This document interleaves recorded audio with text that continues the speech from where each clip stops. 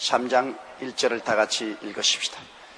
그때 세례 요한이 이르러 유대 광야에서 전파하여 가로되. 이 세례 요한은 예수님보다도 6달 먼저 세상에 태어나신 분이십니다. 예수님은 아버지 없이 태어났고, 세례 요한은 아버지 스가리야가 계시되 나이가 연노하여 도저히 그 안에 엘리사벳을 더 우리가 자녀를 낳을 수가 없는데 하나님이 기적적으로 성령으로 힘을 주셔서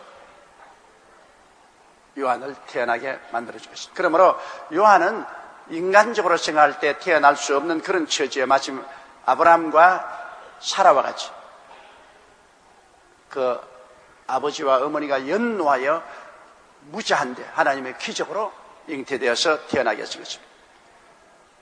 그러므로 사람의 혈통을 따라 요한은 태어났지만 예수님은 성령으로 잉태되어서 성령으로 태어나기 때문에 사람의 혈통을 따라 태어나지 않습니다. 이러므로 요한은 하나님의 아들 예수 그리스도보다 먼저 와서 주님의 가는 길을 예비하는 자인 것입니다. 사람들에게 깨워 일으켜서 메시아가 온다, 주님이 오신다, 그러므로 마음을 가다듬고 준비하라는 선발대인 것입니다. 이 선발대가 와서 미리 땅을 잘 정지해 놓아야 주님이 오셔서 복음을 효과적으로 전도할 수가 있는 것입니다. 제가 부흥회 가봐도 그래요. 제가 가기 전에 먼저 우리 교회 선교단체에서 가서 잘 성회 장소로부터 시작해서 선교 준비 사항을 모두 다 살펴보고 잘 정비해 놓으면 제가 들어가서 복음 전하기 아주 쉽습니다. 그러나 선발대가 가서 미리 살피고 잘 준비해 놓지 않으면 그 다음 제가 가면 호텔도 잘 준비되지 않아서 숙소를 얻지 못하여 좌왕우왕하고 장소도 잘못된 데 구해놓은 데도 있고 광고도 잘 못해놓은 데도 있고 이래서 제가 들어가서 준비를 하고 복음을 전가하려면 무척 힘이 듭니다. 이러므로 준비하는 사람 따로 있고 그 다음엔 들어가서 본격적으로 일하는 사람 따로 있어야 되는 것입니다. 바로 하나님께서는 세례 요한을 먼저 보내가지고 성령을 그에게 부어주셔서 유대 광야에서 외쳐 예수님 오시기 전에 사람들이 회개하고 마음을 가다듬고 준비해서 그리스도의 복음 말씀을 들을 수 있도록 그렇게 한 것입니다. 2절요. 회개하라 천국이 가까웠다 하였으니. 여러분, 우리가 사는 나라는 천국이 아닙니다. 세상 나라에 살고 있습니다. 아담과 하와가 타락하고 난 다음에 이 세상 임금은 바로 마귀가 되었습니다. 그 세상 임금 마귀는 모든 귀신들과 더불어서 이 세상을 하나님을 모르고 예수님을 믿지 않은 곳으로 우리를 도도하게 이끌어 왔습니다. 더러운 귀신, 악한 귀신, 거짓말하는 귀신, 점치는 귀신, 연약한 귀신, 병들게 하는 귀신, 형형색색의 여러 가지 귀신들과 더불어 마귀는 이 세상을 하나님 모르는 세상, 예수님 없는 세상으로 만들어 놨습니다. 여러분, 그러므로 오늘날 보십시오. 정치를 하는 사람들도 예수님 없이 합니다. 그들의 생각 속에 예수님을 모셔 노릇지 않고서 예수님 없이 합니다. 사업하는 사람도 그 마음속에 예수님을 모시지 않고 예수님 없이 사업해 나갑니다. 이 세상에 살아가는 대다수의 사람들이 그들의 삶을 아침에 일어나고 낮에 일하고 저녁에 자면서도 예수님 없이 살아오고 있습니다. 우리 예수 믿는 사람으로는 도저히 상상을 할 수가 없습니다. 그들은 그들의 관심 속에서 예수님을 완전히 내어 쫓아버렸습니다. 예수님은 관심 밖의 존재입니다. 오직 그들은 이 세상에 살면서 육신의 정욕과 안목의 정욕과 이 세상 자랑만 따라서 삽니다. 그것밖에 없어요. 육신의 정욕과 안목의 정욕과 이생의 자랑, 세상 것만 취합니다.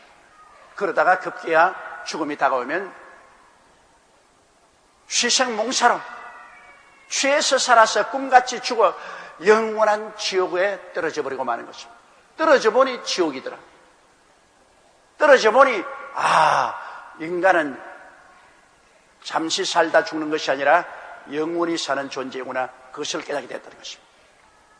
마귀가 얼마나 철저히 이 세계를 붙잡았던지 이 세계의 관심사에 예수님을 내어 쫓아버렸습니다.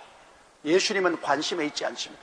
이 세상에 굴러가는 모든 정치, 경제, 교육, 문화, 군사, 산업 모든 면에 예수님은 관심에 두지 않습니다. 예수님은 바로 이 땅의 주인이신데, 예수님이 이 세계를 하나님의 뜻을 따라 다 만드신 분이신데, 예수님이 이 세상의 주권자이신데 마귀는 철저하게 예수님을 차단해버리고 마는 것입니다.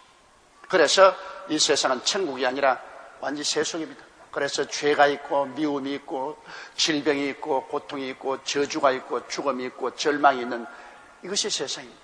그 세상에 평안할 날이 하나도 없죠. 늘 죄에 대한 이야기죠. 신문 들어보세요.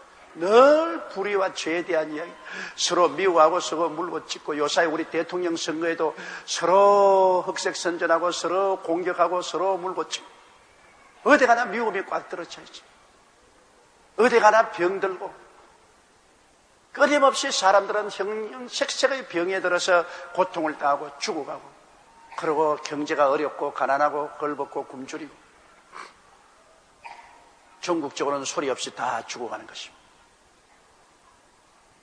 최근에 저희 친구들이 국제적으로 한두 사람 죽었고, 오늘 아침에도 우리 CGI 보도 멤버였던 퀸턴 에드워드 목사님, 나보다 하루 먼저 난 사람입니다.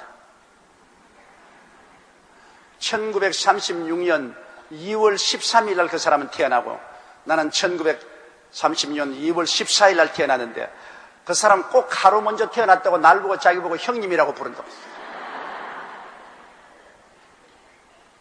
그러더니만 그 사람 폐암으로 말미암아 지난 6일 날 세상을 떴습니다. 그러니 사람이 한번 나서 죽는 것은 정한이 있지요. 죽고 난 다음에는 심판이 반드시 있습니다. 그런데 예수님이 오신 것은 여러분, 우리에게 새로운 종교나 율법이나 제도를 주시러 온 것이 아니라 예수님은 나라를 세우기 위해서 오셨습니다. 그걸 꼭 알아야 돼요. 천국 복음은 나라를 세우기 위해서 오신 것입니다. 예수님이 임금이 되시고, 그리고 성령님이 보혜사가 되시고, 천군 천사들이 하늘나라 군대가 되어서 우리의 영계와 정신계를 다스리시는 왕으로 주님께서 나라를 세우기 위해서 오셨지, 일시적으로 종교나 장설화를 위해서 오신 분이 아니십니다. 이렇기 때문에 기독교 복음이라는 것은 나라를 세우는 복음입니다. 하늘나라. 그렇기 때문에 여기에도 세례 요한이 말한 것은 회개하라, 천국적 하늘나라가 가까운 것입니다. 여러분, 한 국가가 설립되려면 민주주의 국가에서는 대통령이 있어야 되고 장관들이 있고 국회가 있고 그렇지 않습니까? 이쁜 군주국은 또 임금님이 있고 그 다음 대신들이 있고, 그리고 나라가 있습니다. 하늘나라는 주님이 만왕의 왕 만주의 주가 왕권을 가지고 오시고, 예수님이 왕으로 오시고, 그 다음 성령이 보혜사로서 우리를 교화, 감화, 감동시켜 주시고, 천군 천사가 우리를 지키고 보호하는 군대로서 나와서 우리의 영계와 정신계를 점령하는 것입니다. 그러므로 우리 예수 믿는 사람은 그냥 종교를 믿는 것이 아니라 우리는 왕국에 들어온 사람인 것입니다. 주 예수 그리스도의 왕국, 천국에 들어온 것입니다. 하나님께서 우리를 흑암의 권세에서 건져내서 그 사랑의 아들 나라로 옮기신 것입니다. 우리는 나라에 들어온 것입니다. 그러므로 우리 마음속에 예수님은 임금님이십니다. 우리 구주일 뿐 아니라 우리의 왕이십니다.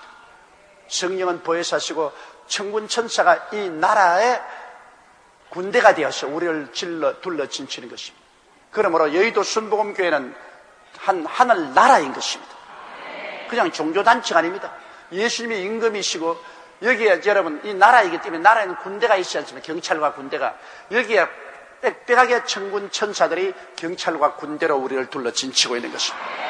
천사들이 우리를 둘러 진쳐서 우리를 지켜주시고 보호하시고 인도해 주십니다.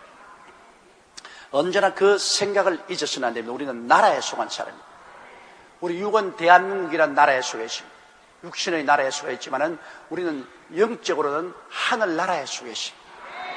하늘나라가 이미 영적으로 우리 가운데 임하였습니다. 여기 세례 요한은 회개하라, 천국이 가까워왔죠.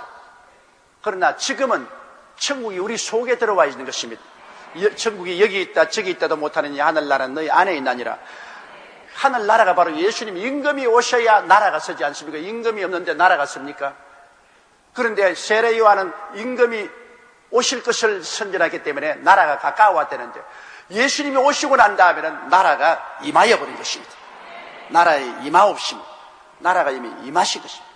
세례 요한 때는 나라가 가까워왔으나 지금은 예수님이 이미 와서 우리 속에 들어와 계시니 나라가 임하여 있는 것입니다. 할렐루야. 그 예수님은 이 나라를 세우고 임금이 되기 위해서 아담과 하와 이후에 마귀에게 팔려버린 인생들을 하나님 앞에서 다 값주고 사셨습니다. 그러기 위해서 십자가를 걸어진 거예요. 예수님이 십자가에 몸짓고 피를 흘린 것은 하나님 앞에서 버림을 받은 인생들을 하나님 앞에서 죄값을 갚음으로 말미암아 도로 사는 것입니다. 예수님이 피를 흘려 마귀에게서 우리를 산 거 아닙니다. 여러분, 마귀는 하나님처럼 강하지 않습니다. 절대로 우리를 마귀에서 값주고 산 것 아닙니다. 사람이 타락하니까 마귀가 점령하는 것입니다. 아버지에게 쫓겨나오니까 깡패가 기다리고 있다가 얻다 너 잡았다 그래 잡는 것입니다. 깡패가 잡은 것 아닙니다. 아버지에게 쫓겨나오니까 깡패가 잡았죠. 우리 구원받는 것도 하나님 아버지께 범죄하고 쫓겨나기 때문에 마귀에게 잡혔는데, 하나님 아버지 앞에 죄사함을 받으면 자동적으로 우리는 하나님의 능력으로 아버지께로 돌아가는 것입니다. 절대로 이원론적으로 생각하면 마귀는 여러분 아무것도 아닙니다. 세상 말로 말하면 병신 뒤따라집니다.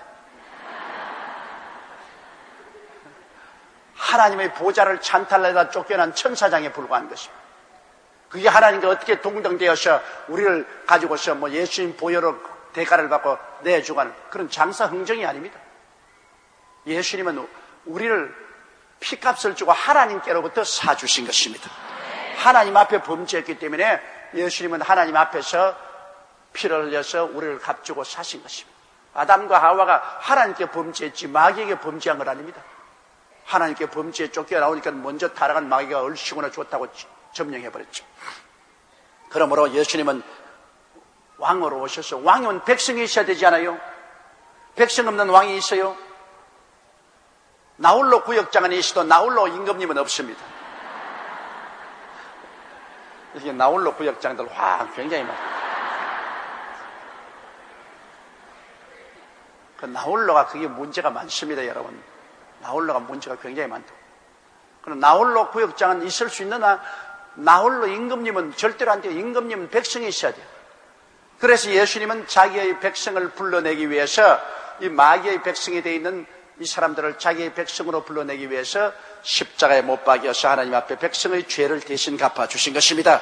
주님께서 십자가에 못 박여 몸치고 피를 흘림으로 우리 속죄 제물이 되어서 하나님께 범죄한 죄를 용서하시고 속건 제물이 되어 인생들에게 상호간에 지은 죄를 용서하시고 번제물이 되셔서 우리 마음으로 연약하고 범죄한 죄를 다 용서해 주시고, 주님께서 화목 제물이 되어셔서 피로써 하나님과 우리를 화목해 해주시고, 이래서 예수님의 보혈로 우리가 하나님 앞에서 죄사함을 받고 하나님 예수 피를 받고 난 다음에 용서하노라. 그래서 우리는 원죄와 자범죄에서 용서를 받고 하나님과 화목되고, 그 다음에 예수님의 피로 말미암아 하나님의 심판으로 내린 병인 그 병에서도 노연함을 받고, 하나님의 심판으로 내린 저주에서도 해방을 얻고, 하나님의 심판으로서 내리신 죽음에서도 해방을 얻게 된 것입니다.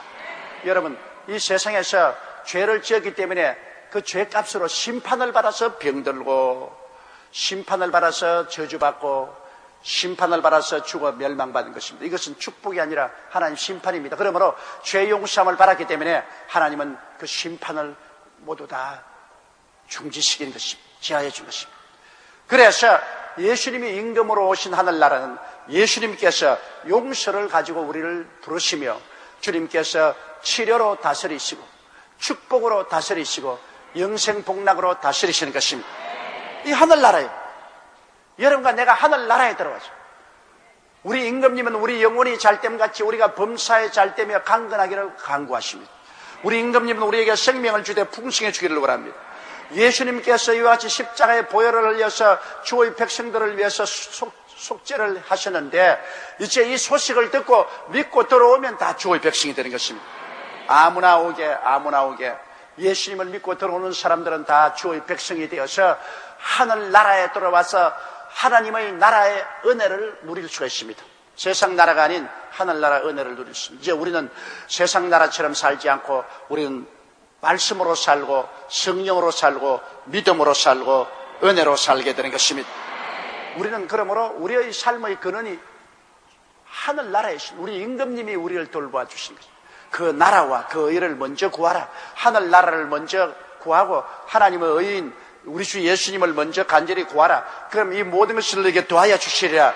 하나님의 능력으로 우리에게 더하여 주십니다. 우리는 하늘나라 방식으로 살아야지 하나님 없는 세상 방식으로 살아서는 안 됩니다.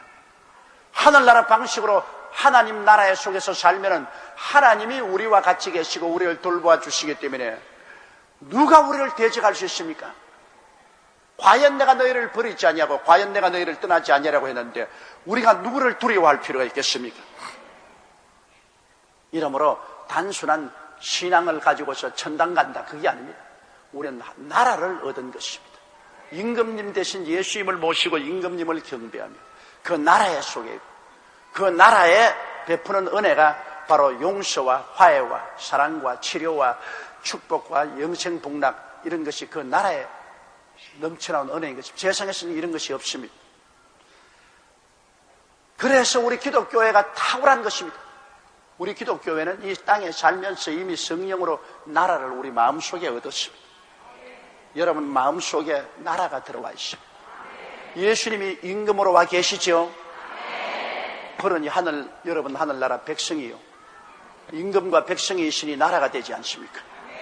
나라가 우리 속에 들어와 있고 나라가 들어와 있으니 천상 우리 주위에 경찰과 군대인 천군 천사가 우리 곁에 와 있죠. 천군 천사가 뭐 가만히 할 일 없이 있는 줄 알아요? 그 나라 백성들을 돌보기 위해서 우리와 같이 계신 것입니다. 할렐루야. 옆에 있는 사람들에게 당신의 속에 나라가 와 있습니다. 그렇게 말씀합니다.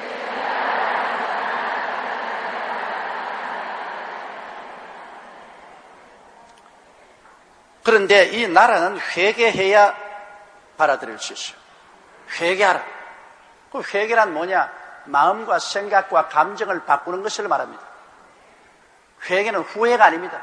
도둑질하다 잡히면 아이고 여기 안 올 걸 그랬다. 그건 후회입니다. 회개가 아닙니다. 회개는 근본적으로 생각이 달라지는 것입니다. 내 생각이 무신론에서 하나님을 믿는 생각으로 달라집니다. 불신앙에서 신앙의 세계로 마음과 생각이 달라지는 것입니다. 회개는 생각이 달라지고 감정이 달라집니다. 하나님을 사랑하지 않은 하나님을 사랑하게 되고 예수님을 사랑하지 않던데 예수님을 사랑하게 되고 교회를 사랑하지 않던데 교회를 사랑하게 되고 그 다음에 죄를 미워하게 되고 불의를 미워하게 되고 추악을 미워하게 되고 방탕을 미워하게 되고 이런 감정적인 변화가 따라옵니다. 생각이 달라지고 감정이 달라지고 그리고 행위가 달라지고 사는 행위가 달라지고 술 먹던 사람 술 취하지 않고 방탕한 사람 방탕하지 않고 도둑질하는 사람 도둑질하는 거 버리고 아편 중독한 사람 아편 버리고 이렇게 행동에 벌써 변화가 다가오는 것입니다. 허물벗듯이 벗어버린 것입니다. 이러므로 회개가 이와 같이 열매를 맺게 됩니다. 회개에 합당한 열매가 있어야지 회개에 합당한 열매가 없으면 이거는 후회를 했지 회개한 건 아닙니다. 회개는 반드시 옛사람을 벗어버리고 새사람을 입는 역사가 눈에 일어나게 되는 것입니다. 예수님을 믿고 난 다음에 변화가 와요. 변화가 왔어. 말씀이 들어오고 성령이 들어와서 변화가 와서 어찌할 수 옛사람을 자꾸 한 불 벗고 두 불 벗고 세 불 벗고 자꾸 옛사람을 벗어버리고 자꾸 새롭게 변화되어 가는 것입니다. 이러므로 예수를 믿는 것이 회개의 제일 근본입니다. 내가 내 중심으로 살던 내가 이제 예수님을 중심으로 살고 육신의 중심인 사람이 신령한 생활을 중심으로 사는 예수님을 믿고 그러고 난 다음에 생각과 감정과 행동이 변화되는 이런 회개 운동이 있는 사람 속에 천국이 들어오게 되는 것입니다. 예수님이 임금이 되시고 하늘나라가 와서 다스리고 이런 사람이 기도하며 하늘나라의 역사가 일어나는 것입니다. 기도할 때 역사가 일어나야 돼요.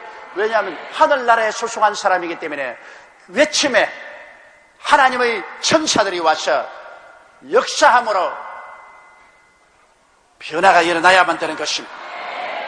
회개한 사람은 천국에 속했기 때문에 천국의 권세와 능력이 역사해야만 되는 것입니다. 종교를 믿은 것 아닙니다. 형식을 믿은 것 아닙니다. 나라가 들어왔으니 나라가 움직입니다.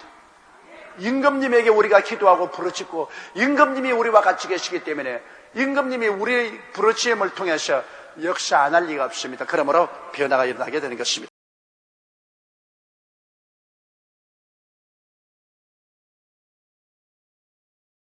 저는 선지자 이사야로 하신 말 일러시되 광야에 외치는 자의 소리가 있어 가로되 너희는 주의 길을 예비하라 그의 첩경을 평탄케 하라 하였느니라. 이사야서 40장 3절에 기록된 말씀인데 마태는 꼭 구약 성경을 인용합니다. 왜냐? 마태복음은 유태인들을 위해서 기록한 책입니다.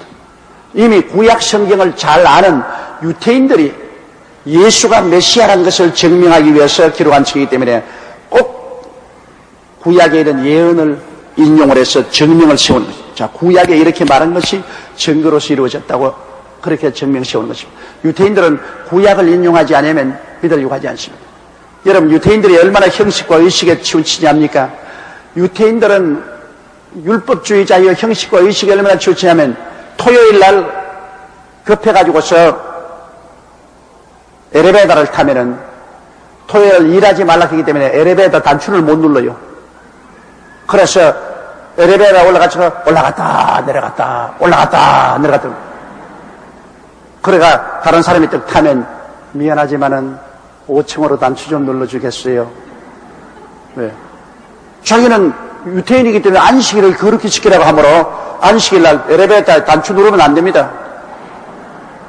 그러면 이방인이 와서 단추를 눌러주지요. 그 다음 집에 들어가서 차를 마시고 싶은데 안식일날 일하지 말아야겠으니까 불을 못 끄죠. 전화도 못 끄죠. 그러니까 이웃에 노는 이방인 애들 보고 얘야 이리 좀 오너라. 아주 불 좀 피워라. 물 좀 부어라. 차 좀 끓여라. 여기 좀 가져오라. 그럼 이방인 애들은 안식일날 유대인 집에 주위에 모여 있습니다. 왜? 그렇게 해서 돈 벌라고. 그렇게 해주면 이제 주일날 와서 수고비 주거든. 그러므로 불도 떼주고 물건도 옮겨주고. 이렇게 형식적입니다. 안식일은 지키는 것은 좋지만은 그래 도대체 엘리베이터 단추도 안 누르고 그럼 안식일은 말도 하지 말아야지. 말도 일하는 것인데 움직이지 말고만 가만히 있어야 돼요. 화장실도 가지 말고 그냥 가만히 있어야 돼요. 그렇게 너무나 형식이나 의식에 묶이면 안 되는 겁니다. 그래서 유대인들이 예수님을 죽이려고 한 것은 예수님이 안식일날 병을 고친다고요. 안식일날 일하지 말라 했는데 왜 안식일날 귀신을 쫓아내고 병을 고치냐. 예수님이 거기에 대한 대답은 안식일날 너희 집 양이나 염소가 구렁에 빠졌으면 그대로 내버려도 되느냐? 건져내지 않겠느냐? 안식일날 짐승도 구렁텅이에 빠져있어 건져내는데 하물며 하나님의 자녀가 마귀에게 묶여 고생하는데 내가 풀어준 것이 뭘 잘못이냐? 예수님은 안식일날 귀신 쫓아내고 안식일날 병 고쳤습니다. 그러므로 유대인들은 예수님이 하나님 아들이 아니다. 하나님 아들이면 안식일을 지켜야 되는데 하나님의 아들이 안식을 안 지키면 어떻게 하냐. 그럴 때 예수님이 대답하기를 내가 바로 안식의 주인이다. 안식일은 내가 만든 것이다. 내가 주인인데 뭘 날 보고 자꾸 지키라 하나. 예수님이 계신 곳이 바로 안식일인 것입니다. 오늘 우리는 늘 안식일이요. 왜? 늘 예수님이 마음속에 계심으로 늘 안식일. 예수님이 안식의 주인입니다. 요사이 우리 신교에서도 안식교회에서 토요일 날을 꼭 지켜야 구원을 받는다. 토요일 날 지키지 않으면 구원을 받지 못한다. 참으로 너무나 안타깝습니다. 그분들도 예수를 잘 믿어요. 예수를 믿으면서도 토요일 날 지켜야 구원받는다고 하므로 그만침 생활에 속박을 가져오는 것입니다. 토요일 날 안 지켜도 구원받아요. 왜? 토요일 날이 안식일인데 안식일이 바로 예수님이십니다. 예수님이 안식의 주인입니다. 우리는 예수님과 같이 살면 항상 안식일인데요. 항상 안식일이에요. 그러니 그렇게 형식과 의식으로 스스로를 고통스럽게 만들어서 고생하며 천당 갈 필요가 없어요. 편안하게 갈 수 있는 천당을 왜 고생하면서 가요? 그런데 예수님 오시기 전에 세례 요한이 와서 먼저 주의 길을 예비할 것이라는 것은 이사야서 40장 3절에 그와 같이 이사야를 통해서 예언되어 있는 것입니다. 광야에서 외치는 자의 소리가 있어 가로되 너희는 주의 길을 예비하라 그의 첩경을 평탄케 하라 하신 그 예언의 말씀대로 유대 광야로 세례 요한이 와서 회개하라. 예수님이 천국이 가까워 회개하라. 예수님이 오신다. 이렇게 그는 사람들의 마음을 예비하고 준비시키는 일을 하시는 것입니다. 4절요. 이는 요한은 약대 트롯을 입고 허리에 가죽띠를 띠고 음식은 메뚜기와 습청이었더라. 요한은 약대 트롯을 입고 광야에서 사니까 옷을 갈아입을 수 없는데 약대 가죽을 가지고 옷을 입었으니 이것은 평생 입는 것이 한번 입어놓으면 빨 필요도 없고 낙타틀 오바가 굉장히 좋은 오바 아니요? 요사이 낙타틀 오바라면 굉장히 좋은 오바죠. 그런데 세례 요한은 그때 벌써 낙타틀 옷을 입었다. 약대 트롯을 입고 허리에 가죽띠를 띠다는 것은 그때 옷이라는 것이 요사이 정교하게 만들었나요? 목공망 뚫어서 그냥 천으로 턱 덮었었지 거기 가죽띠만 딱 묶으면 옷이지. 그래서 약대 트롯을 입고 가죽띠를 띠고 음식은 메뚜기와 석청이었더라. 굉장히 건강식을 먹었어요. 보면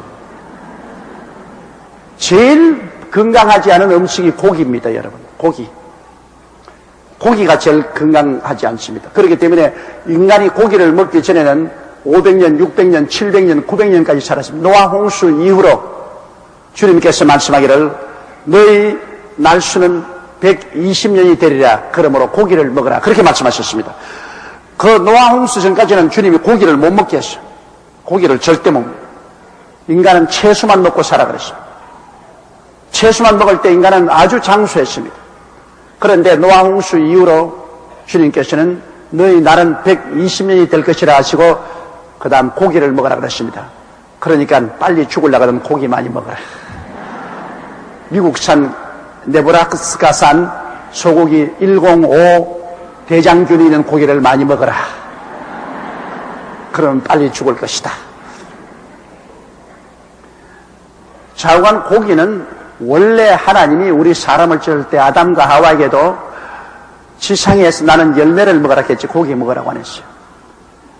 고기를 먹는 것은 인간이 타락한 이후로 하나님이 인간이 이렇게 번식하지 못하게 하기 위해서 오래 못 살게 하려고 고기 먹으라고 하는 것입니다.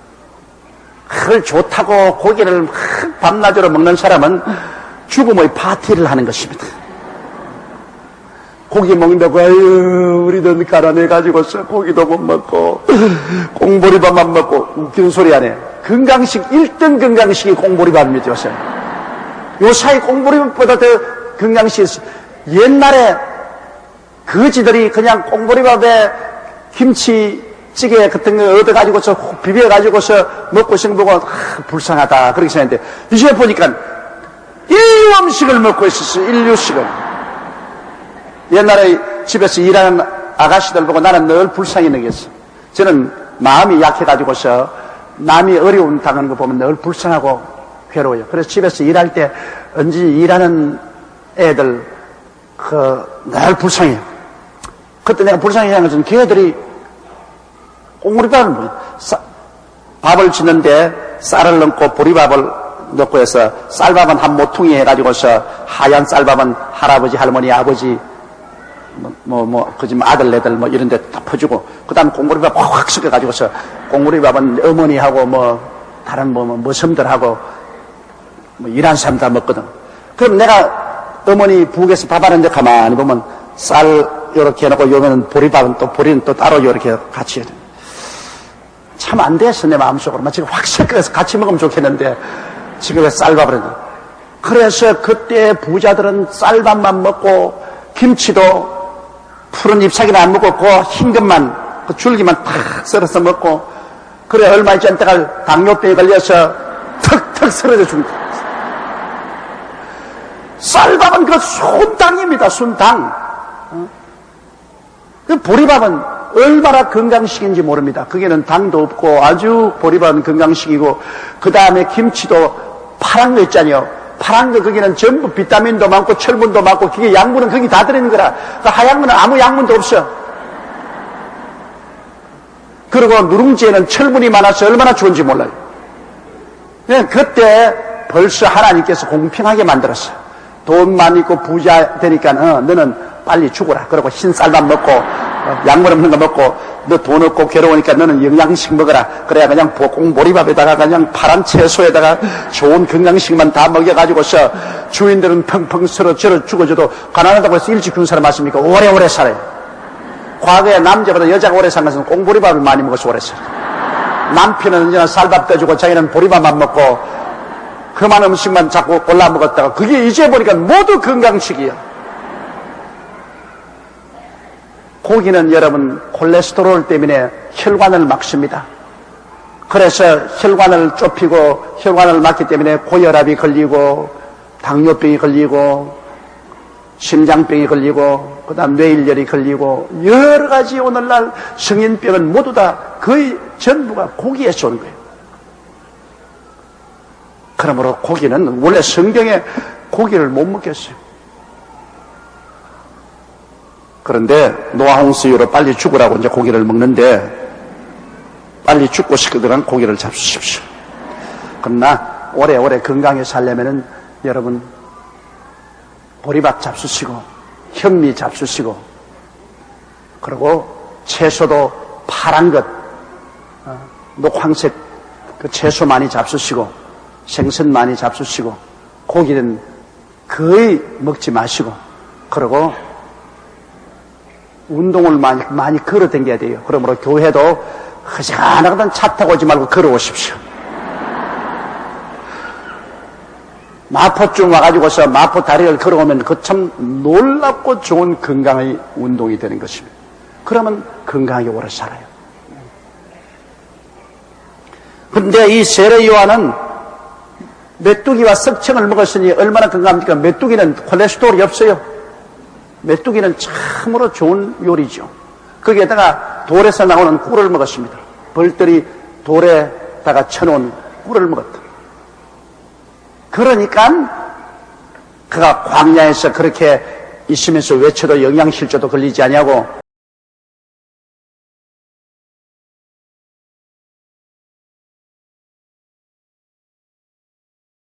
이때 예루살렘과 온 유대와 요단강 사방에서 다 그에게 나와 세례 요한이 그냥 외친다고 그냥 나올 택이 있어요. 세례 요한은 성령이 충만해서 하나님의 성령으로 말하기 때문에 사람들이 마음에 깊은 감동을 느꼈습니다. 세례 요한의 말씀을 들을 때 가슴이 찢어지는 것 같고 통회하고 자고하고 회개하고 부러지는 변화가 일어났습니다.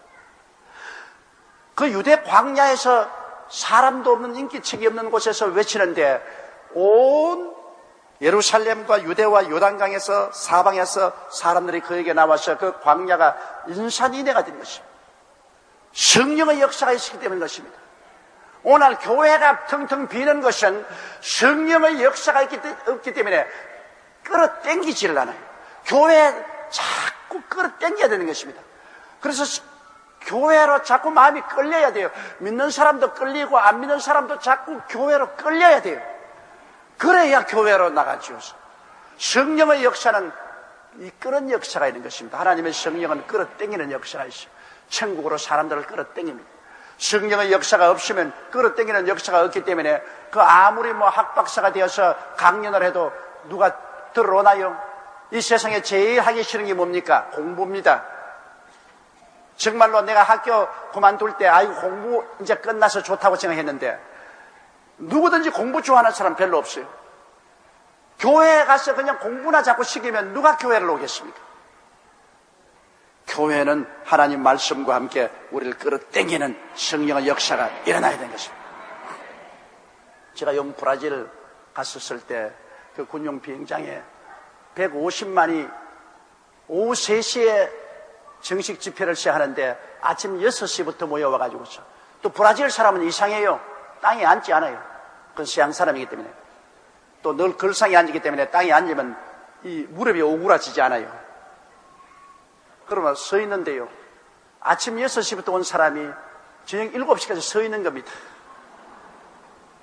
그리고 150만이 왔어도 전부 가슴과 가슴을 맞대고 서 있어요, 이렇게. 그 너무 더우니까 막 기절을 하니까 그 기절하고 자빠지고 그래요. 그러니까는 정부에서 소방차를 가져와서 소방서 물을, 호수를 막 뿌리는 거예요, 그냥.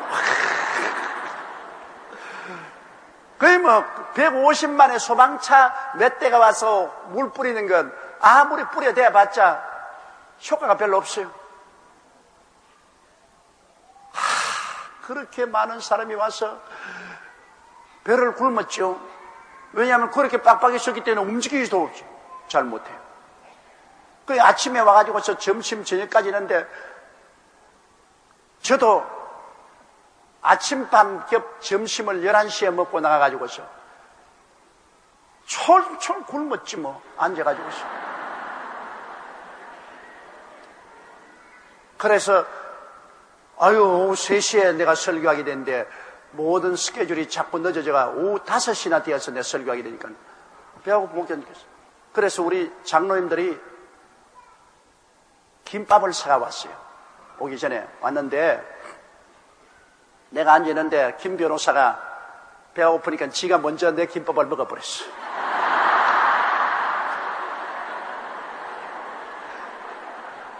이런 날 먹으라는 김밥을 지가 먼저 먹어버렸어. 그런데 얼마나 감사한지 그 김밥에 비브리오 균이 들어있었어.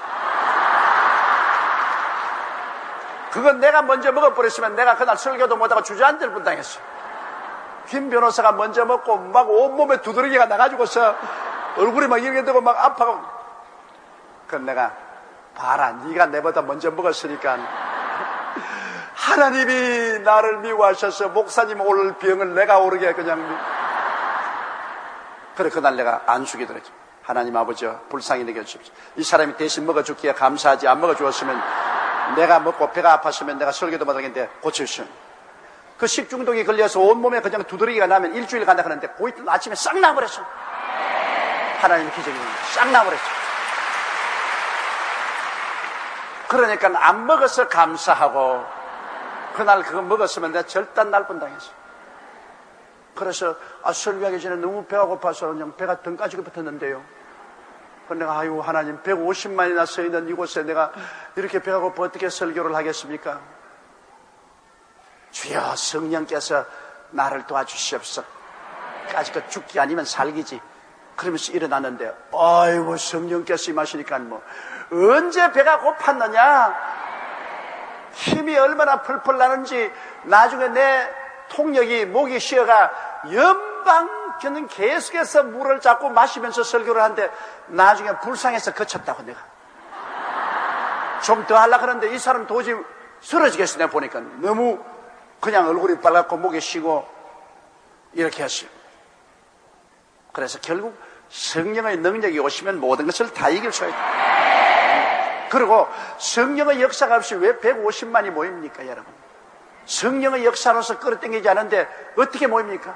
축구 경기 할 때보다 더 많은 사람이 모였으니. 그러므로 끌어당기는 것이 있어야 돼요. 목사님들도 그래요. 기도를 많이 하고 하나님 성령이 계신 목사님은 강단에 올라와서 입만 열면 별로 신통치 않은 말을 해도 그 말이 구수해요. 마음이 끌어당기는데 공부도 많이 하고 뭐 박사가 된 사람이라도 와서 여러분 오늘은 창세기 그러면 와 이거 내 죽었네. 내 저 설교 다 어떻게 듣고 있을까 그런 생각이 날 때가 많습니다. 왜냐 나도 옛날에 평신도 시절을 지냈기 때문에 안다고요. 교회 나가서 말이지 우리 본교회 목사님은 루피 리차드 목사님이라고 미국 목사님인데 내가 영어를 그때 잘 못 알아들어도 그분만 들어오면 그렇게 좋아요. 그분이 그 강단에만 서면은 막 아주 마음이 훈훈하고 기쁘고 집에 아버지 있는 집같이 아주 기쁘고 좋았는데 그분이 이제 또 부흥회 나고 난 다음 그때 김상필 전도사라고 나이가 좀 먹으신 어른인데 전도사로 계신데 그분이 대신 들어가서 여러분 나 죽었다 이제 오늘 괜히 왔단 말이야.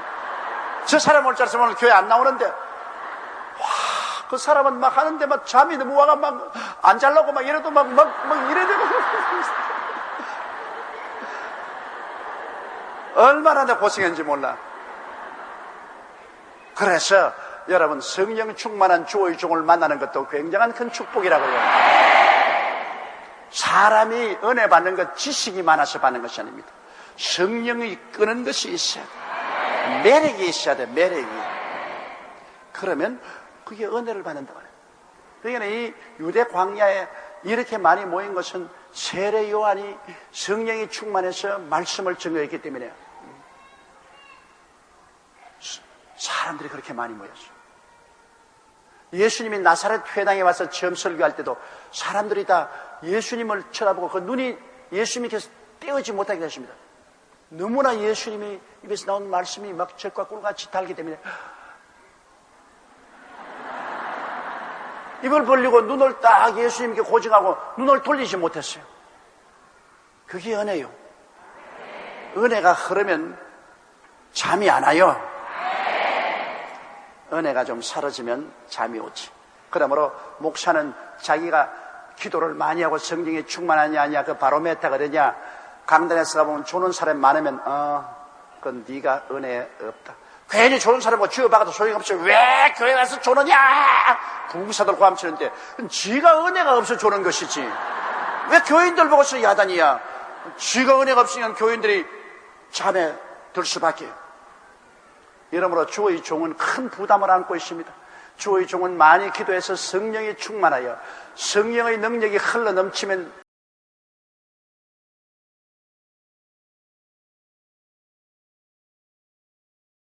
자기들의 죄를 자복하고 요단강에서 그에게 세례를 받으니 성령의 역사가 있어야 죄를 회개합니다.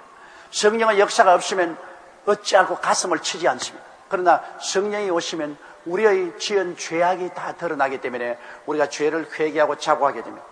성령은 거룩한 영이기 때문에요. 어두움이 있을 때는 캄캄할 때는 거기에 쥐똥이 있는지 닭똥이 있는지 뭐가 있는지 모르고 그냥 그 속에 살아요. 그러나 가땡을 확 펼치고 밝은 빛이 확 비추면 보면 막 아이고 이게 쥐똥 닭똥 막이 들어오는데 여기 내가 어떻게 살았냐 그렇게 되지 않습니까? 그러니까 소재하기 시작해요. 회개가 소재입니다. 여러분 모를 때는 소재를 안 하죠. 내가 이제 빛이 밝아져서 보니까 이 더러우니까 소재하는 것이 회개라. 옛날엔 모르고 세상에 살았는데 성령이 와서 비추니까 아이고 내가 이렇게 고약하고 더러운 죄인이구나. 그래서 통회하고 자복하게 됐죠. 내가 이 이야기 여러 번 했지만 내가 나도 하면 할수록 재미가 있고 또 여러분 들으면 들을수록 재미가 있는 이야기가 있어. 내가 서대문에 있을 때 지방에서 올라와서 하숙하는 사람 두 사람이 대학을 졸업하고 이제 취직을 해서 돈 안 들고 살려고 둘이가 한 방에 하숙을 했어. 그래서 각각 시골에서 가져온 고추장, 간장, 멸치 이런 거 가지고서 쌀 가지고서 서로 밥을 해먹는 게 아니라 쌀을 삶아서 먹고 둘이가 이제 직장에 나갔더라. 남자 둘이가 사니까 여러분 엉망 아니겠습니까? 집안 소재도 안 되고 부엌도 아주 먼지가 많이 하고 그러죠. 그런데 하루 노는 날, 자 우리 오늘 대청소하자. 오랫동안 부엌에 전구가 끊어졌는데 그거 안 갈아놨다. 그날 가서 전구도 갈아넣고 둘이가 손을 팔을 들고 막 부엌을 소재를 하는데 그동안에 그들 뭐를 먹었냐면 고추장에다가 간장을 좀 갖다 부어서 멸치를 거기에 찍어서 먹으면 맛있는 거예요. 그러면 다른 반찬 할 것 없이 밤낮 아침 저녁으로 와서 고추장에다가 간장을 섞어가지고서 먹는데 간장이 좀 비리하지만은 참 맛이 있거든. 그래서 그 친구가 하는 말, 야, 너희 집에서 가져온 간장 참 맛있다. 아, 이제 간장이 떨어지면 안 되겠는데. 그래가지고서 그날 간장독을 이렇게 단지인데 이걸 더 덜쳐서 보니까 뭐가 시커먼 게 하나 더 앉아 있거든요.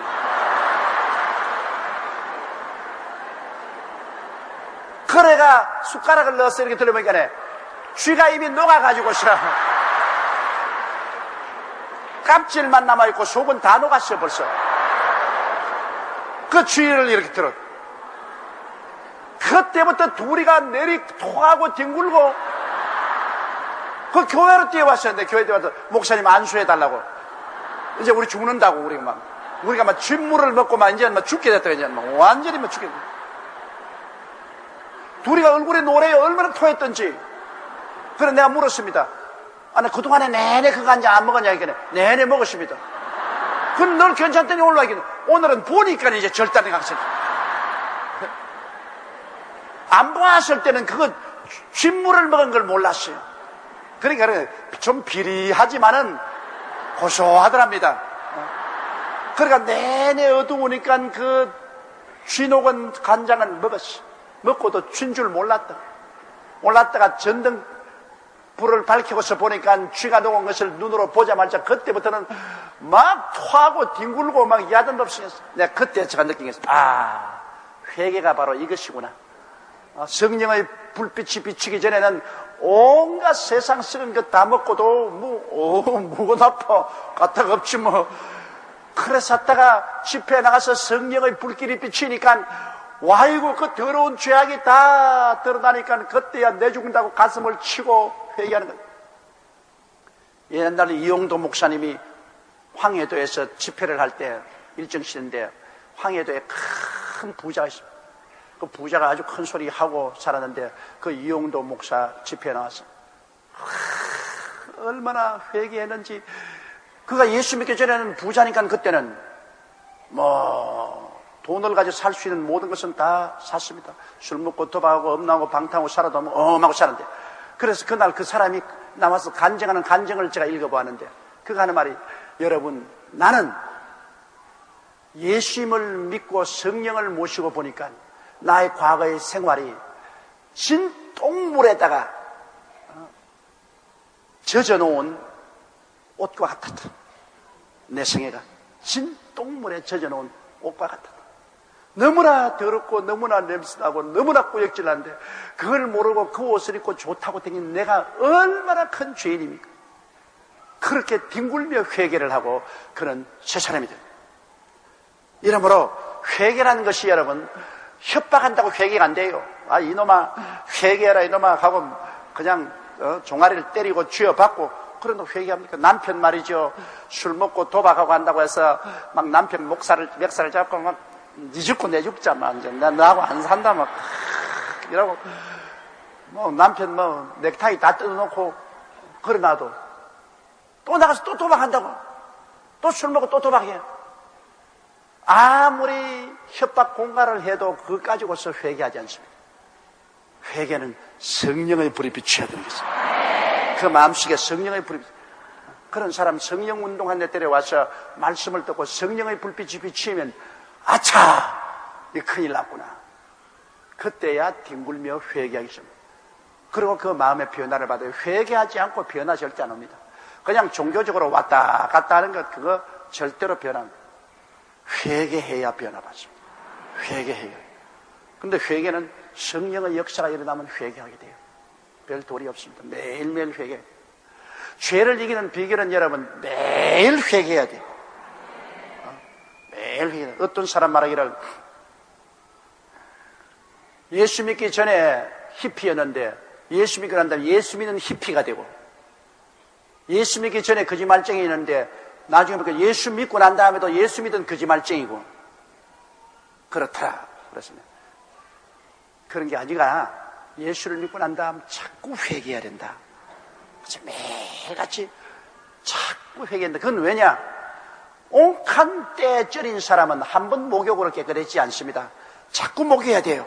아침에도 목욕하고 저녁에도 목욕하고 또 그 이튿날 또 계속해서 목욕을 해야 그 다음 그 쩔인 때가 다 씻어지는 것처럼 우리 인생은 이 세상에 살면서 죄를 짓지 않은 의인은 없기 때문에 계속해서 애통하고 회개하는 사람은 예수 믿는 사람이고, 애통하지 않고 회개하지 않는 사람은 안 믿는 사람인 것입니다.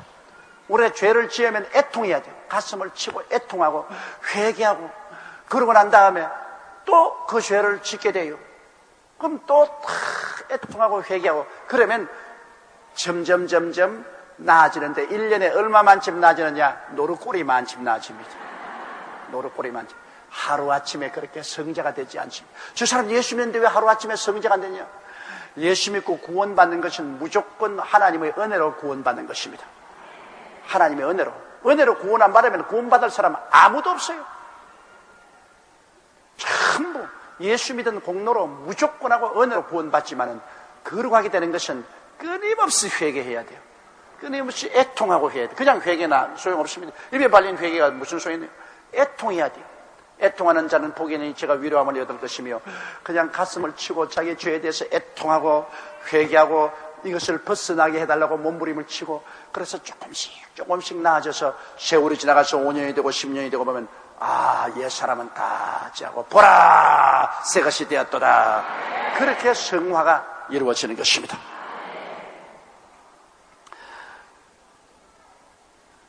그리고 이제 세례를 받았던, 이 세례 받는다는 것은 여러분 하나님과 사람 앞에서의 형식입니다. 세례하는 것은 헬라어로 밥티조라고 해서 침례를 말하는 것입니다. 물에 잠겼다가 이러는 것입니다. 요사이 많은 교파에서는 그냥 손을 찍어서 물에 바르는데, 이것은 약식 세례라고 합니다. 약식 세례가 하는데 사람을 물에 잠기려니까 귀찮으니까 약식 세례를 하는 것입니다. 혹시 약식 세례는 어떤 데 필요하냐? 병원에서 죽어가면서 예수를 믿었는데 도저히 병원에서 움직일 수 없을 때, 그때는 약식 세례 할 수도 있겠죠. 또 사막에, 사우디아라비아 같은 데 물이 없으니까 모래로 세례 베풀 수는 없고, 그러니까 물 한 그릇 떠와가지고서 약식으로 찍어서 머리에 이렇게 바르지만, 물이 풍성한 곳에 왜 약식을 합니까? 침례를 베풀어야지. 원래 예수님도 침례를 받았습니다. 모든 초대교회 성도들은 다 물에 내려가서 물에 침례받는 거예요. 그건 왜냐? 이 세례하는 것은 원래 우리 한국에 세례라는 말을 쓰지 말고 성경 번역을 올바르게 하려면 침례라고 해야 되는 것입니다. 물에 내려가서 물 무덤에 들어갔다, 그 말인 것입니다. 무덤에 장사지는 의미를 하는 것입니다. 물을 찍어서 어떻게 무덤에 들어가는 것입니까? 완전히 물에 잠겨서 무덤에 들어갔다. 그리고 옛사람은 죽었다. 그리고 무덤에서 일어나면서 이제는 새 사람으로 부활해서 일어났다. 그것을 상징적으로 보여주는 것입니다. 세례받는 것은 하나님 앞과 사람 앞에서 상징적으로 이것을 보여줍니다. 나는 예수님과 함께 죽고 장사지님 받고 함께 부활하사 함께 그리스도 안에서 보좌에 앉았다는 것을 보여주는 것을 말하는 것입니다. 그러므로 세례는 꼭 받아야 돼요. 세례 안 받았다고 해서 구원을 받는 것은 아니지만은 주님이 받으라고 했기 때문에 순종을 해야 되는 것입니다, 여러분. 순종이 제사보다 낫습니다. 나는 세례 안 받아도까지 끝나는 구원받는다. 물론 세례 안 받은 사람도 구원받았죠. 예수님 우편강도 좌편강도는 중에 우편강도가 주여 주의 나라에 임하시되 나를 기억하소서, 오냐 오늘날 너는 나와 함께 낙원에시려. 십자가에 못 박여서 회개했는데 언제 물에 내려가서 세례 받을 리가 없지요. 그런 예수를 구주로 고백하고 회개함으로 구원을 그저 즉시 받았습니다. 그러나 그런 위급한 상황이 아닌 이상, 우리가 시간 있는 이상은 주님께서 믿고 세례받는 사람은 구원을 얻을 것이요 믿지 않은 자는 정죄를 받으라. 안 믿는 사람이 정죄받고 구원받은 사람은 믿고 세례받으라 그랬습니다. 그러므로 순종하는 사람 기뻐하잖아요. 자식들도 키울 때 부모에게 순종하는 게 좋잖아요. 왜 이렇게 해야 돼요? 왜 해야 돼요? 자꾸 따지면 참 고약하지 않습니까? 부모님이 말하면 예 알았습니다. 순종하는 게 좋죠. 자, 7절요. 요한이 많은 바리새인과 사두개인이 세례 베푸는 데 오는 것을 보고 이르되, 독사의 자식들아, 누가 너희를 가르쳐 임박한 진노를 피하라 하느냐. 와, 바리새인, 사두개인. 바리새인들은 율법을 철저히 지키면서 일주일에 2번 금식하고 채소까지라도 먹으면 11조 드리는 율법주의자입니다. 정말 바리새인들만큼 여러분 철저히 외면적으로 율법을 지킨 사람입니다. 율법을 지키고 그들은 일주일에 2번 금식하고 11조는 다 드리고, 그리고 바리새인들은 죽은 후에 사람이 부활해서 영원히 사는 것을 믿습니다. 그러나 사두개 교인은, 왜 사두개 교인은 같은 유대인인데 이 사람들은 부활도 믿지 아니하고 영도 믿지 아니하고 천사도 믿지 않습니다. 죽으면 그뿐이지 뭐. 부활이 어디 있으며 영이 어디 있으며 천사가 되냐. 그저 하나의 종교로서 우리가 믿지, 그런 거 믿지 않는다. 이런 것이 바로 사두개 교인인 것입니다. 그러므로 바리새 교인과 사두개 교인은 언제나 서로 싸웁니다. 바리새 교인은 부활도 있고 천사도 있고 영도 있다. 사두개인은 부활도 없고 영도 없고 천사도 없다. 이래서 늘 신학적으로 싸우는. 그런데 예수 잡아 죽이는 데는 둘이가 다 합쳤어요. 예수를 죽이는 데 있어서는 바리새 교인과 사두개 교인이 서로 손을 잡았다. 그런데 얼마나 종교가 의식적으로 형식적으로 타락했던지 그들은 긴 옷을 입고 길모퉁이에 서서 길게 기도하면서도 실제는 과부의 재산을 박탈하고 고아를 박대하고 여러 가지 사람이 할 수 있는 야비한 일은 다 했습니다. 그렇기 때문에 세례 요한도 그렇고 예수님도 바리새 교인, 사두개 교인을 미워하고 회칠한 무덤이라. 무덤은 회칠로 아름다겠지만 속에는 뼈다귀가 가득 들어 그렇게 정죄를 하신 것입니다. 그런데 이 바리새 교인과 사두개 교인들이 세례 베푼 데 오는 것을 보고 위선자들입니다. 주님이 제일 미워하시는 것이 위선자입니다. 정직한 죄인은 주님이 얼마나 용서해요. 하나마다가 현장에 잡힌 여자도 정직한 죄인입니다. 주님이 용서해요. 남편을 5이 바꾸고 6 데리고 사는 죄인도 그가 회개하고 정직한 죄인은 주님 용서해요. 그러나 위선자, 자기는 죄를 지었습니다. 죄를 안 지은 체하고 위선자들, 하나마다 현장에 잡힌 여자를 돌로 쳐 죽이려고 달라드는 이 바리새 교인, 사두개 교인, 율법사들. 그 사보가 죄 없는 자가 먼저 돌로 쳐라. 주님 말씀하는 것처럼 주님이 위선자들은 어마어마하게 미워하시는 것입니다. 솔직한 죄인이 하나님 앞에 엎드려 죄를 고백하는 건 얼마나 용서하지만은 위선하는 자는 주님께서 버리시는 것입니다. 그래서 이 바리새 교인이나 사두개 교인들은 위선자들입니다. 이걸 보고서 세례 요한은 이 독사의 자식들, 어마어마하게 무서운 말을 했습니다. 독사의 자식들. 요사이도 목사님들 중에서 이런 은사를 받은 사람이 있어요.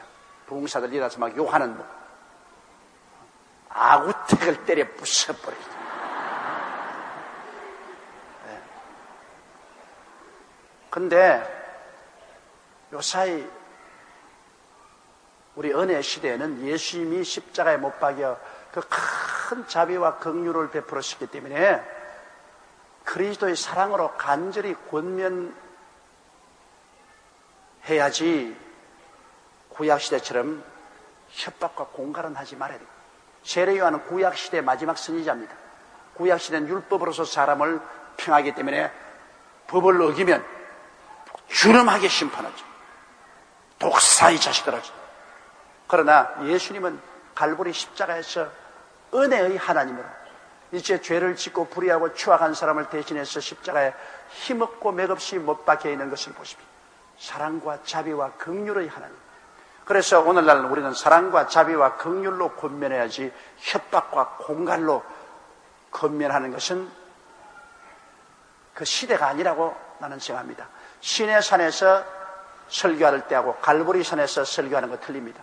시내산은 확 번개가 치고 병력이 떨어지고 온 산에 연기가 옹기점처럼 올라가고 산에 청량한 불이 붙어서 막 사람들이 그 십계명 받을 때 막 너무 겁이 나서 모세도 내가 겁이 나 떨린다 했습니다.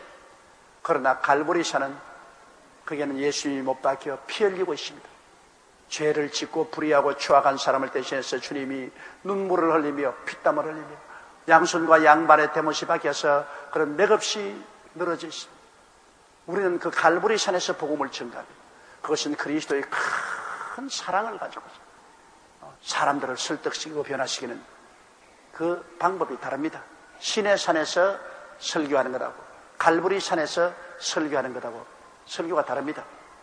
이래서 저는 40년 목회 생활에 언제나 갈보리산에서 주님의 사랑과 은혜와 자비와 긍휼로서 사람들을 설득시키고 회개시키려고 해왔습니다. 그러나 지금도 시내산에서 설교하는 부흥사들이 가끔 있어요. 그런 부흥사들은 막 강단에 서가지고서 막 반말하고 막 욕을 해적이고 하는데 별로 은혜롭지 못해요. 예수 안 믿는 사회도 바른 말, 고운 말 쓰기를 원하는데 예수 믿는 사람이 일어나가지고서 놈, 또 무슨 이렇게 말하고 죽일 놈, 살릴 놈, 그러고 이건 득스럽지 못해요. 그러나 이 세례 요한은 율법 시대의 마지막 선지자입니다. 그러므로 그런 율법으로서 심판합니다. 율법으로. 그렇기 때문에 독사의 자식들아. 그건 독사의 자식이라는 것은 사탄의 자식들아 그 말인 것입니다. 뱀은 바로 마귀를 상징하지 않습니까? 이 마귀 자식들아, 독사의 자식들아. 그래서 누가 너희를 가르쳐 임박한 진노를 피하라느냐? 너희 위선을 행하는 그대로 하나님이 심판하실 때 그 심판을 누가 너보고 피하라고 하느냐? 그것은 회개하라는 협박인 것입니다. 무지점인 것입니다. 8절요. 그러므로 회개에 합당한 열매를 맺고, 자, 회개하지 않고 하늘나라에 들어오려고 생각하지 말라는 것입니다. 회개에 합당한 열매를 맺어라. 회개했으면 생각도 달라지고 감정도 달라지고 행동도 변화받아야 될 것 아니냐. 회개 열매를 가지고 나오느라. 종교를 가지고서 하늘나라 들어가려고 생각하지 마라. 맞았습니다, 여러분. 종교를 가지고 하늘나라 못 들어가요. 기독교를 가지고 하늘나라 못 들어가요. 회개의 열매를 맺어야 되는 것입니다. 9절요. 속으로 아브라함이 우리 조상이라고 생각하지 말라. 내가 너희에게 이르노니 하나님이 능히 이 돌들로도 아브라함의 자손이 되게 하시리라. 이스라엘 백성 생각에는 아브라함이 하나님의 택한 분이요, 아브라함의 자손이 유대민족이기 때문에 조상이 아브라함이면 다 선민이다. 조상이 아브라함이면 다 구원받았다. 그렇게 생각하는 사람이 많습니다. 아브라함 때 환례를 베풀었기 때문에 우리가 환례만 받으면 그 다음에는 조상이 아브라함이기 때문에 구원받은 사람이다. 그래서 온갖 세속적인 삶을 다 살아도 우리 조상이 아브라함이다. 나 환례 받았다. 그렇게 해서 구원 못 받는다는 거예요. 하나님께서는 너희 아브라함의 자손이라고 큰 자랑하지 마라. 이 돌로 가지고도 지금 하나님은 아브라함 자손 만들 수 있다. 그러니까 구원이라는 것은 여러분 혈통으로 구원받는 거 아니라는 것입니다. 가문으로 구원받는 것이 아니고 혈통으로 구원받는 거 아닙니다. 우리 아버지가 장로고 우리 아버지가 권사였. 내가 옛날에 부산에서 징병검사를 갔는데 그날 내가 통역하는 켄 타이스라는 선교사가 부흥회를 인도하기 때문에 내가 통역을 가야 됐습니다. 아침에 내 징병검사를 받아야 되는데 그건 통역을 안 해주면 통역이 없어요. 그래서 할 수 없이 내가 아침 부흥회 나가서 켄 타이스 목사님 통역을 해주고 난 다음 점심 먹고 오후에 징병검사를 받으러 가는데 내 혼자 가서는 큰일 나기 때문에 그때는 미국 사람이라면 다 사람들이 절절 기지 않아요. 그래서 코쟁이 이제 켄 타이스 목사를 데리고 징병검사에 가서 검사장에 가가지고서 이 사람이 근데 통역인데 통역이기 때문에 아침에 검사 못하고 오후에 왔으니 오후에 좀 해달라고 부탁을 했어요. 그런데 내가 떡 갔는데 내 앞에 이제 징병검사를 하는 군의관이 나를 쳐다보더니만 예수 믿으면 죄리야? 예수 믿으면 다야? 그래요. 그래서 내가 죄송합니다. 그러나 예수 믿는 사람으로서 통역을 안 할 수 없어서 아침에 통역 오후에 왔으니 죄송합니다. 딱 아니 담배를 해서 불을 착 켜서 딱. 나도 세례교인이야. 와, 내가 깜짝 놀랐어. 나도 대구 계명 학교 기독교 학교 졸업하고 나도 세례교인이야. 예수 믿으면 다인 줄 알아? 법을 지켜야지. 그때 내가 보기에 이 사람 군의관이고 세례교인이면서 담배 꼬나 물고 말이야. 내 옆에 연기 품어가면서 저렇게 큰 소리 하느냐. 예수 믿고 세례교인 같으면 야, 너 잘했다. 너 정말 하나님 사업을 먼저 하고 그렇게 왔으니까 수고했다. 잘했다. 그렇게 칭찬해 줘야 될 것인데 세례교인이라면서 예수 안 믿는 사람은 아무 말도 안 하는데 세례교인은 이 사람이 그냥 한몫 떠가지고서 나보고 고함을 치더라고. 지금까지도 잊어버리지 않아. 그 사람 어디 갔는지는 모르겠지만 지금 잊어버리잖아요. 예수 믿는 사람이 한술 더 떠서 그냥 욕을 하더라고요. 그러므로 세례받았다고 해서 구원받는 건 아닙니다. 우리 아버지가 장로고 우리 어머니가 권사였다. 그게 구원받나요? 나 세례받았다. 그 형식과 의식만 가지고 구원받나요? 혈통도 구원받은 조건이 안 되고 육정도 구원받은 조건이 안 됩니다. 거듭나야만 되는 것입니다. 내가 개인적으로 회개하고 예수를 믿어야죠. 거듭나야 구원을 받지. 무슨 혈통으로나 육정으로나 그런 의식이나 형식이나 이런 것은 절대로 그것이 구원을 가져오지 않습니다. 내 스스로가 예수님과 만남을 가져야 돼요. 예수님과 1대1로 만남을 가지고 아이쿠 내가 잘못했다고 회개하고 그리스도를 믿고 변화를 받는 이런 역사가 일어나야 구원을 받죠. 거듭나지 않고 어떻게 구원을 받습니까? 그러므로 세례 요한이 의지한 것입니다. 그러므로 회개에 합당한 열매를 맺고 속으로 아브라함이 우리 조상이라고 생각하지 말라. 내가 너희에게 이르노니 하나님이 이 능히 돌들로도 아브라함의 자손이 되게 하라.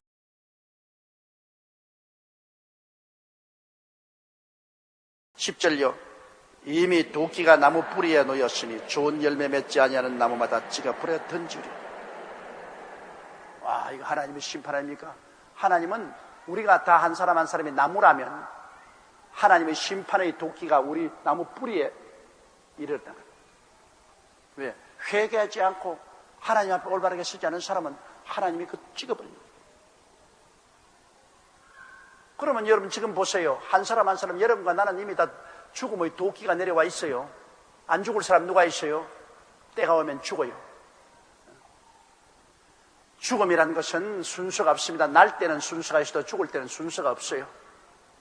젊은 사람도 죽을 수 있고 늙은 사람도 죽을 수 있습니다.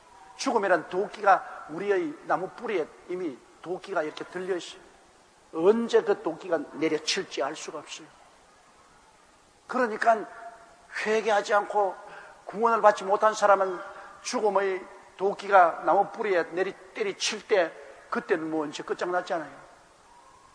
우리는 항상 예수를 믿고 구원받아 준비하고 있어야 되는 것입니다. 언제 그날과 그 시가 올지 모릅니다. 예수 그리스도가 강림하실 날도 모르겠거니와 내가 그리스도의 강림하시는 내가 언제 어느 시에 이 땅을 떠나갈지 그 알 수가 없습니다. 태어날 때도 외롭게 태어났지만 갈 때도 혼자 외롭게 가야 돼요. 아무리 사랑하는 부모, 형제, 처자가 있어도 같이 그 길을 못 가요. 그 외로운 길은 혼자 가야 돼요. 그런데 그 외로운 길을 갈 때 그 길이 환하게 보혈로 밝아지고 예수님이 와서 손을 잡고 천사들이 와서 환영하면서 걸어가면 얼마나 좋아요. 그런데 그 길에 원수 마귀가 눈을 번쩍거리고 귀신들이 와글거리면서 멱살을 잡고 끌고 가면 그 얼마나 처참합니다. 사람이 여러분 온 천하를 놓고도 자기 목숨 하나 잃으면 아무 유익도 없습니다. 차라리 태어나지 않은 것이 좋죠.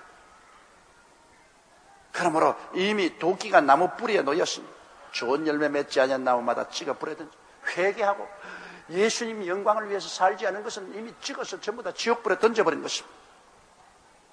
11절요. 나는 너희로 회개케 하기 위하여 물로 세례를 주거니와 내 뒤에 오시는 이는 나보다 능력이 많으시니 나는 그의 신을 들기도 감당치 못하겠노라. 그런 성령과 불로 너희에게 세례를 주실 것이요. 자, 이게 이제 세례 요한이 자기 사명을 말하는 것입니다.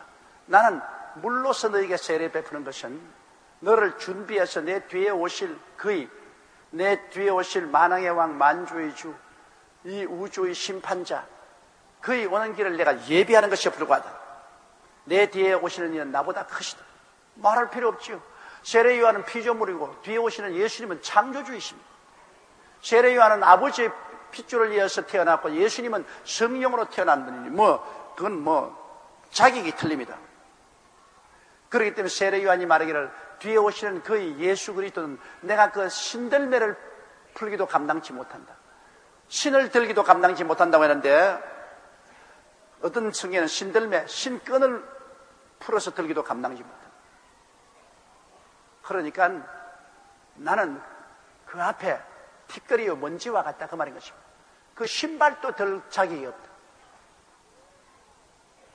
세례 요한이 율법 시대 사람이기 때문에 율법적으로 따져볼 때는 예수님의 신발도 못 들죠. 오늘 우리는 은혜의 시대에 왔기 때문에 예수님을 끌어안을 수가 있는 것입니다. 예수님을 그냥 우리 마음속에 모실 수가 있으니 은혜의 시대에 사는 사람이 얼마나 좋습니까? 은혜는 용서와 사랑과 화해로 하나 되지만은 율법 시대는 준엄하게 법으로 심판하기 때문에 여러분, 우리가 법으로 심판하면 우리 예수님 앞에 나가서 그 신발에 손도 못 댑니다. 어디에 감히 예수님의 거룩한 신발에 손을 대요? 세례요한은 신발을 들지도 못할 지경인데 우리는 근처도 못 가요. 그러므로 세례요한 시대하고 예수님의 시대하고 얼마나 다릅니까? 우리는 은혜를 받고 나니 그리스도의 보배로운 피가 큰 증거가 되어서 그 보혈의 능력으로 말미암아 하나님과 화해하고 사랑을 받고 일체가 되고 아버지의 품 안에 안기고 아버지 앞에 마음대로 들락날락하고, 이거 어마어마한 축복이죠. 예수님의 십자가 고난이 아니었으면 이런 일이 있을 수 없습니다. 세례요한 때만 하더라도 어림도 없지요. 세례요한이 예수님의 신들매를 들기도 감당치 못하는데, 그 율법 시대에는 우리가 이제는 좀 보면 행실이 고약할 정도로 의리광을 부리고 예수님 품 안에 안길 수 있는 것은 예수님의 보혈 때문에 그런 것입니다. 십자가를 내신 그 피가 우리에게 역사하게 되는 것입니다. 그 보혈의 권능 때문에 이제 우리는 감히 하나님 앞에 담대하게 나올 수가 있는 것입니다.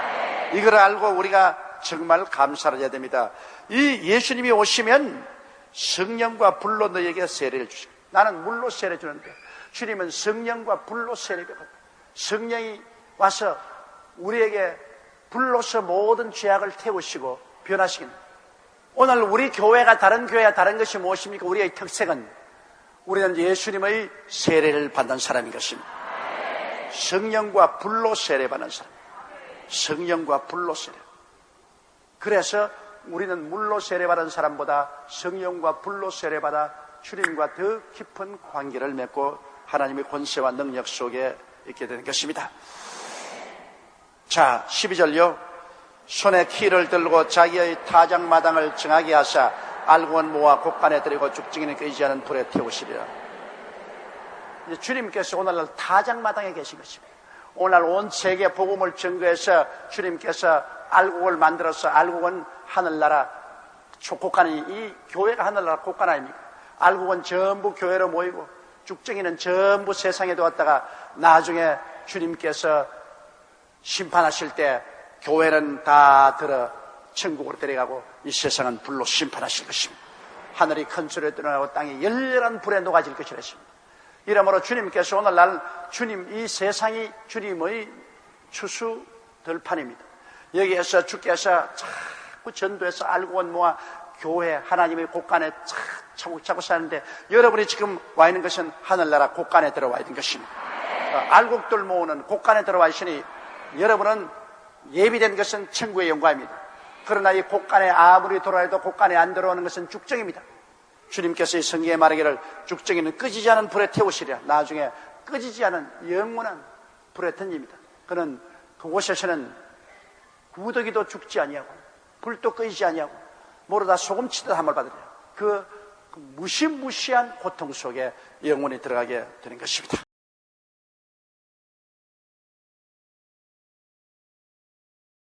(13절) 이하인 말씀을 우리 다 같이 읽겠습니다. 이때 예수께서 갈릴리로서 요단강에 이르러 요한에게 세례를 받으려 하신대. 거기까지입니다.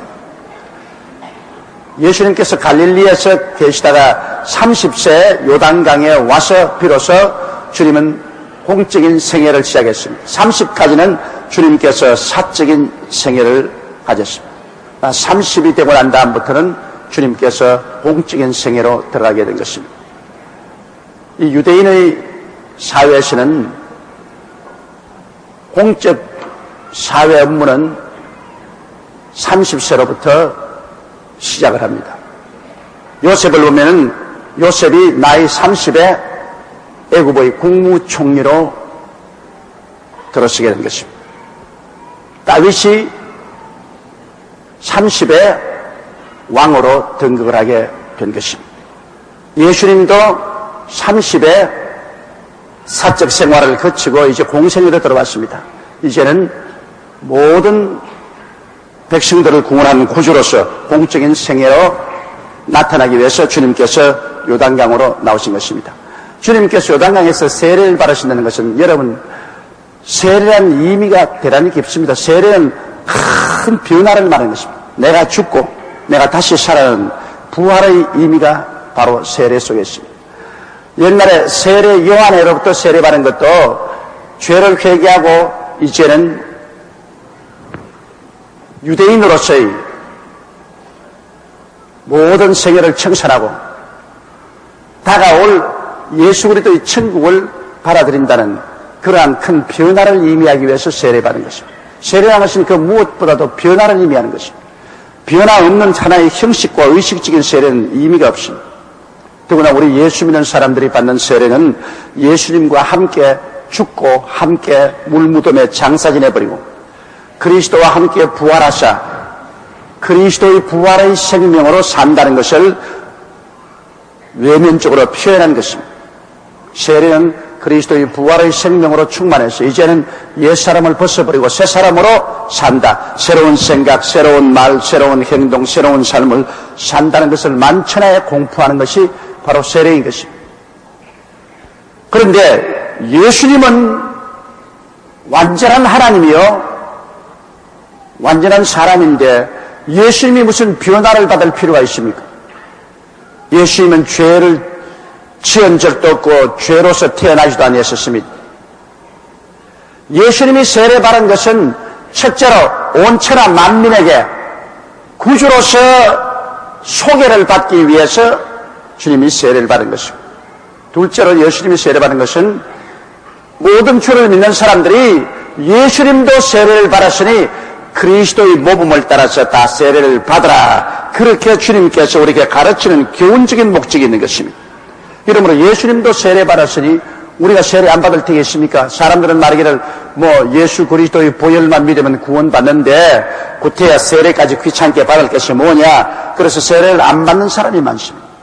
그러나 예수님 자신이 세례를 받음으로 말미암아 모든 당신의 백성들에게 모범을 보여주셨으니 우리는 반드시 예수 믿는 사람은 그리스도의 뒤를 따라서 순종과 믿음의 의미로서 세례를 받아야 되는 것입니다.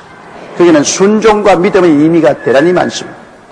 그래서 그리스도를 통해 세례받음으로 나는 변화받았다는 것을 온 천하에 나타내 보여야 되는 것입니다. 옛사람은 그리스도와 함께 죽었습니다. 장사했습니다. 그리스도 안에서 새 사람으로 부활했었습니다. 이제 나는 새 사람의 영인 성령의 능력을 의지하고 삽니다. 이것을 만천하에 공개하는 것이 바로 세례인 것입니다. 그러므로 예수께서 갈릴리에서 이제는 개인의 삶을 다 청산하시고 주님께서 마지막으로 목소의 연장을 손 놓으시고 이제는 일로 하나님이 주신 사명을 다하기 위해서 온 천하에 구주로 나타나기 위해서 그런 요단강으로 세례 요한이 세례 베푸는 곳으로 왔습니다. 세례 요한은 벌써 예수님보다 6개월 먼저 나와가지고 회개하라. 천국이 가까웠다. 내 뒤에 오시는 이는 나보다 크시니 내가 그 신들매를 풀기도 감당지 못한다. 나는 너에게 물로 세례 주거니와 그분은 불과 성령으로 세례 베푼다. 그래서 그리스도를 소개하고 있었습니다.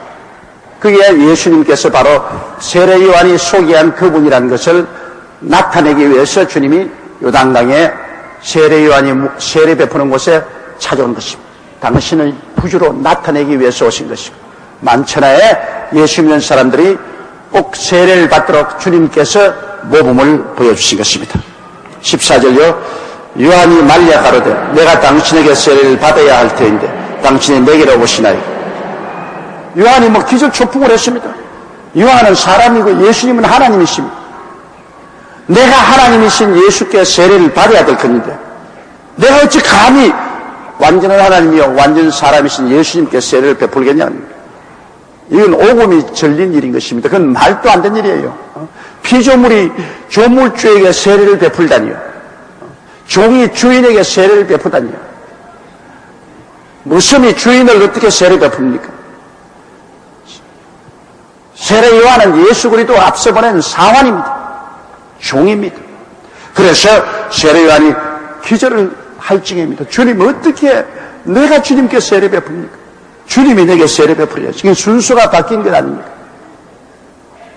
대단히 요한이 자기의 위치를 잘 알고 하는 겁니다. 그 당시에는 뭐 요한에게 사람들이 구름대같이 모여왔어요. 그래서 세례 요한이 혹시 메시아가 아닌가 하고 사람들이 퀘스천도 붙였습니다. 그리고 세례 요한에 관심이 중요하기 때문에 어지간한 사람 같으면 세례 요한이 그냥 와 이렇게 많은 사람들이 내게 와서 내게 세례를 받고 그들이 다가올 메시아를 기다리겠다고 했는데 나도 굉장히 근사하다. 대중의 인기를 가지고 있다. 대중이 나를 밀고 있다. 그러므로 예수님 비록 주님이시지만 세상에 나타나려면 내게 세례 받으세요. 그렇게 금방진 소리를 할 수도 있습니다. 그럼에도 불구하고 예수 그리스도 앞서 그리스도의 길을 닦기 위해서 온 사원으로서의 세례 요한은 자기의 직무를 충실히 다하는 것입니다. 자기는 어디까지나 사원이다. 자기는 주인이 아니. 그러므로 사원으로서 온 이스라엘에게 회개하라. 불로 성령으로 세례 주신 이가 오신다. 회개하라. 그래서 회개를 시키는 증거로서 세례 베풀고 있다가 주인인 예수님이 오시니 그는 뭐 기쁘게 예수님을 마주하면서 나는 예수님께 세례를 베풀 수가 없습니다.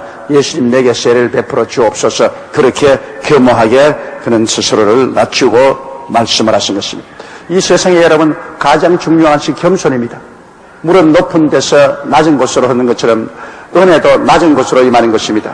우리가 은혜를 받으면 받을수록 우리를 낮춰야 되는 것입니다. 하나님 앞에 낮춰야 돼요. 하나님 앞에서 자기를 높이면 안 됩니다. 천사장 루시퍼는 하나님이 너무나 아름답게 만들어주니까 자기를 높여서 그리스도와 동등되게 하려고 했었습니다. 그래서 쫓겼죠. 아담과 하와도 하나님이 너무나 신비하고 아름답게 만들어주니까 그만 자기를 높여서 하나님처럼 선악을 분별하고 주권 행사를 하려고 동등되려고 하다가 에덴에서 쫓겨났죠. 노아의 후손들이 바벨탑을 쌓을 때도 우리가 탑을 쌓아 그 꼭대기가 하늘에 닿게하죠. 하나님과 나란히 있겠다는 것입니다. 그리고 우리 이름을 내죠. 그러다가 쫓겨났습니다. 교만은 패망의 선봉이요 거만한 마음은 멸망의 앞잡이인 것입니다. 인류 역사를 통해서 볼 때 어느 나라도 교만해져 가지고서 자기 국경을 뛰어넘어서 다른 나라를 쳐들어가고 다른 나라를 병탈하려고 할 때 그 교만한 나라는 반드시 망했습니다. 어떠한 문명도 어떠한 문화도 하나님 앞에서 자기 자신을 드러내고 하나님과 동등되려 하고 교만해지면 그 교만은 파멸을 가져오게 되는 것입니다. 여러분 기업도 한 가지 사업을 할 때 중소기업을 하든 대기업을 하든 자기의 실력에 맞도록 겸허하게 탐욕을 품지 말고 겸허하게 자기 실력에 맞도록 사업을 하면 여간 불황이 다가와도 이겨나갈 수 있는 힘이 있습니다. 그러나 탐욕은 그 교만입니다. 교만하고 탐욕은 같이 갑니다. 손잡고 괜히 세 불리려고 와 우리 회사 보라 우리 그룹 보라 우리 얼마나 크냐 이런 교만으로 세 부리려고 그냥 은행빚 땡겨 쓰고 사채 땡겨 쓰고 빚이 자기의 본 자본보다도 300%, 500%, 1000% 이렇게 자기 자본보다 많은 빚을 지고 천문학적인 이자를 지불하면서 굴러가다가 조금만 불황이 다가오면 그만 본전도 못 갚고 빚도 못 갚고 이자도 못 갚고 그만 뻔서리진다. 넘어지게 돼 있어요. 그게 다 뭐냐? 교만해서 온 것입니다. 겸비하게 낮아져서 살면은 그런 일이 생기지 않습니다. 우리 한국에 지금 많은 대기업, 중소기업들이 부도가 나고 넘어지는데 이것은 이를 통해서 우리 한국 기업이 교훈을 받아야 됩니다. 겸허하게 낮아져서 올바르게 경영하지 못하면 무너진다. 배워야 돼요. 또 무너지면 국가가 들어와서 국민 세금으로 그 무너진 것을 추설해 준다는 이러한 나쁜 선약은 없어야 됩니다. 자기가 경영 잘못하면 자기가 책임져야지. 자기가 경영 잘못해서 비투성이에 올라앉고 무너지는 걸 왜 국민 세금을 가지고 와서 그걸 떠받쳐 줘야 돼요. 있을 수 없는 일입니다. 이러므로 여러분, 우리 절대로 교만하지 말아야 돼요. 교만은 바로 사탄입니다. 사탄과 교만은 직행하는 것입니다. 언제나 사람은 교무하게 날려서 남을 나보다 낫게 여기고 남의 말에 귀를 기울여서 경청하고 그 살아나가는 이러한 것이 오래 장구히 갈 수 있는 길이 되는 것입니다. 제가 40년 목회하는데 볼지라도 우리 주의 종들 중에도 자기가 교만해져가지고 하나님의 특별한 사자라니, 하나님이 특별히 기름 부어서 자기를 세웠다니, 자기가 이 세대 마지막에 하나님이 세우신 엘리야라니, 뭐 그런 소리 하는 사람 얼마 있다가 다 사라졌습니다. 다 교만해서 다 넘어졌어요. 주의 종은 뭡니까? 주의 종은 하나님의 심부름꾼입니다. 무섬이 무슨 금방진 소리해요. 무섬은 주인이 시키는 일만 하면 되겠지 무섬이 좌지우지할 수가 없습니다. 그 세례 요한을 우리가 본받아야 돼요. 세례 요한은 사환으로서 무섬으로서 자기 역할을 충실히 다한 것입니다. 절대로 자기를 메시아라고 하지 않았습니다. 자기를 위대한 인물로서 드러내지 않았습니다. 오직 예수님만 섬기고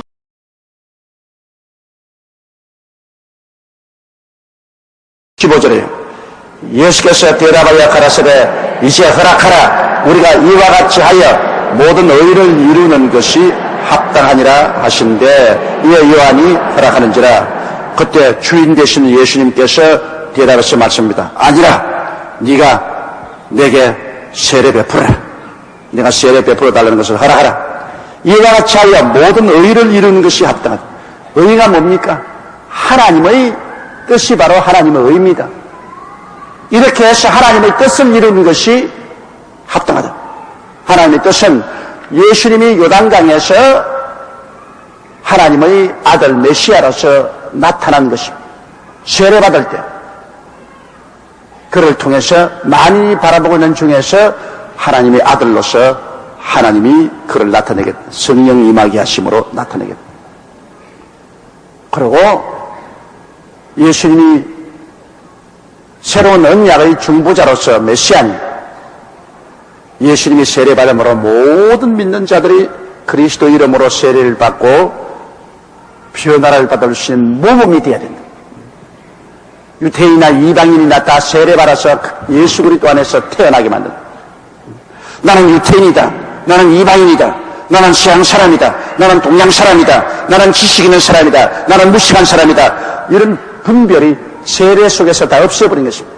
세례 속에서 다 죽어버리고 유대인도 이방인도 모든 사람 다 합쳐서 세례로서 물에 장사해버리고 부활할 때는 예수 사람으로 부활하게 되는 것입니다. 네? 유대인도 없습니다. 이방인도 없습니다. 서양 사람도 없습니다. 동양 사람도 없습니다. 부자도 없고 가난한 사람도 없습니다. 모두 다 세례로 말미암아 장사 지내고 부활할 때 예수 사람으로 부활하게 되는 것입니다. 그리스도 사람. 그래서 세례를 통해서 우리 삶의 조상은 예수님이요. 우리는 모두 다 예수 사람들로서 하나 되어 태어나는 것입니다. 천당에 올라가면 유대인도 이방인도 없습니다. 서양 사람, 동양 사람 없습니다. 모두 다 예수 사람만 있는 것입니다. 당신 성이 뭐요? 성은 예수입니다. 우리는 전부 성을 예수로 가진 그러한 사람들이 되어버리고 마는 것입니다. 그러므로 세례받아야 돼요. 그래서 세례받음으로 말미암아 예수 사람으로서 다 태어나서 하나님의 뜻을 이루기 때문에 주님께서 세례받기를 원하셨습니다.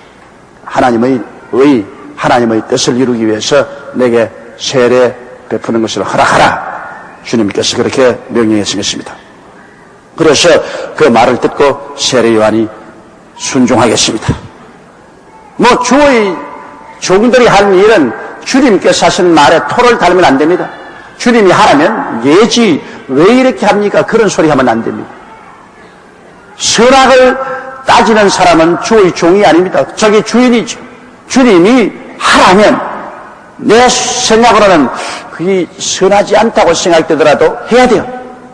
내 생각으로는 이게 나쁘다고 생각해도 해야 돼요. 왜? 내가 생각하는 선악의 기준은 하나님이 생각하는 선악 기준과는 틀립니다, 여러분.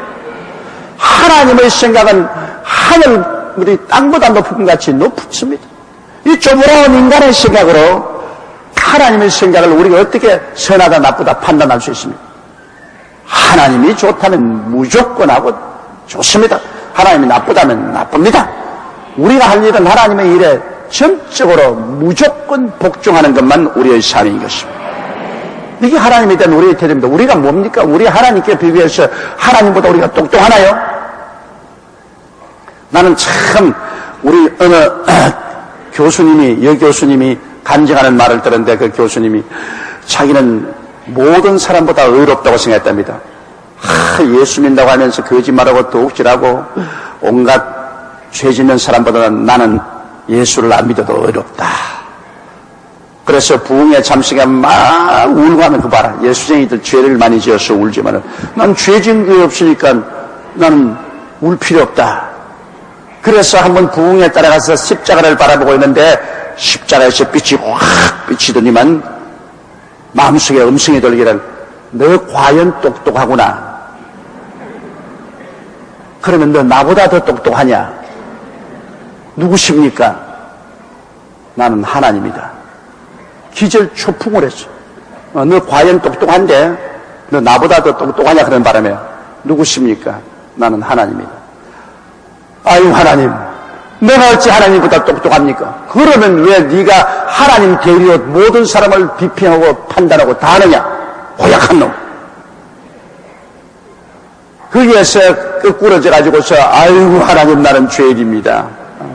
하나님보다 똑똑한 체하고 하나님이 선악을 판단할 것인데 죄인이나 의인을 분별할 것인데 내가 하나님 자리에서 건방지게 날 것이니 이 교만죄를 용서해 주십시오. 그 다음 보니까 자기가 죄투성이 들어옵니다. 그러더니 어찌 죄가 많은데 하나님이 또 말씀하기를 네가 예수 교인들 거짓말하고 도둑질하고 한다지만 그 사람들은 너보다는 낫다. 왜? 그 사람은 그래도 나를 믿어주고 있다. 너는 날 믿지도 않는다. 넌 불신앙의 죄까지 가지고 있다. 그래서 하나님이 그 계시를 받고 3년을 울었답니다. 3년을. 그 죄를 회개하는데 3년을 교회만 나오면 눈물을 비오듯이 흘리고 통이하고 잡아가고 그 다음에 하나님의 성령의 은혜를 받았다는 간증을 들으셨습니다. 그러므로 이 세상에 사는 사람 중에 죄 없는 자가 누가 있습니까? 인간은 다 죄인입니다. 죄인인 인간이 절대 의로운 하나님의 하시는 일을 어떻게 평론합니까?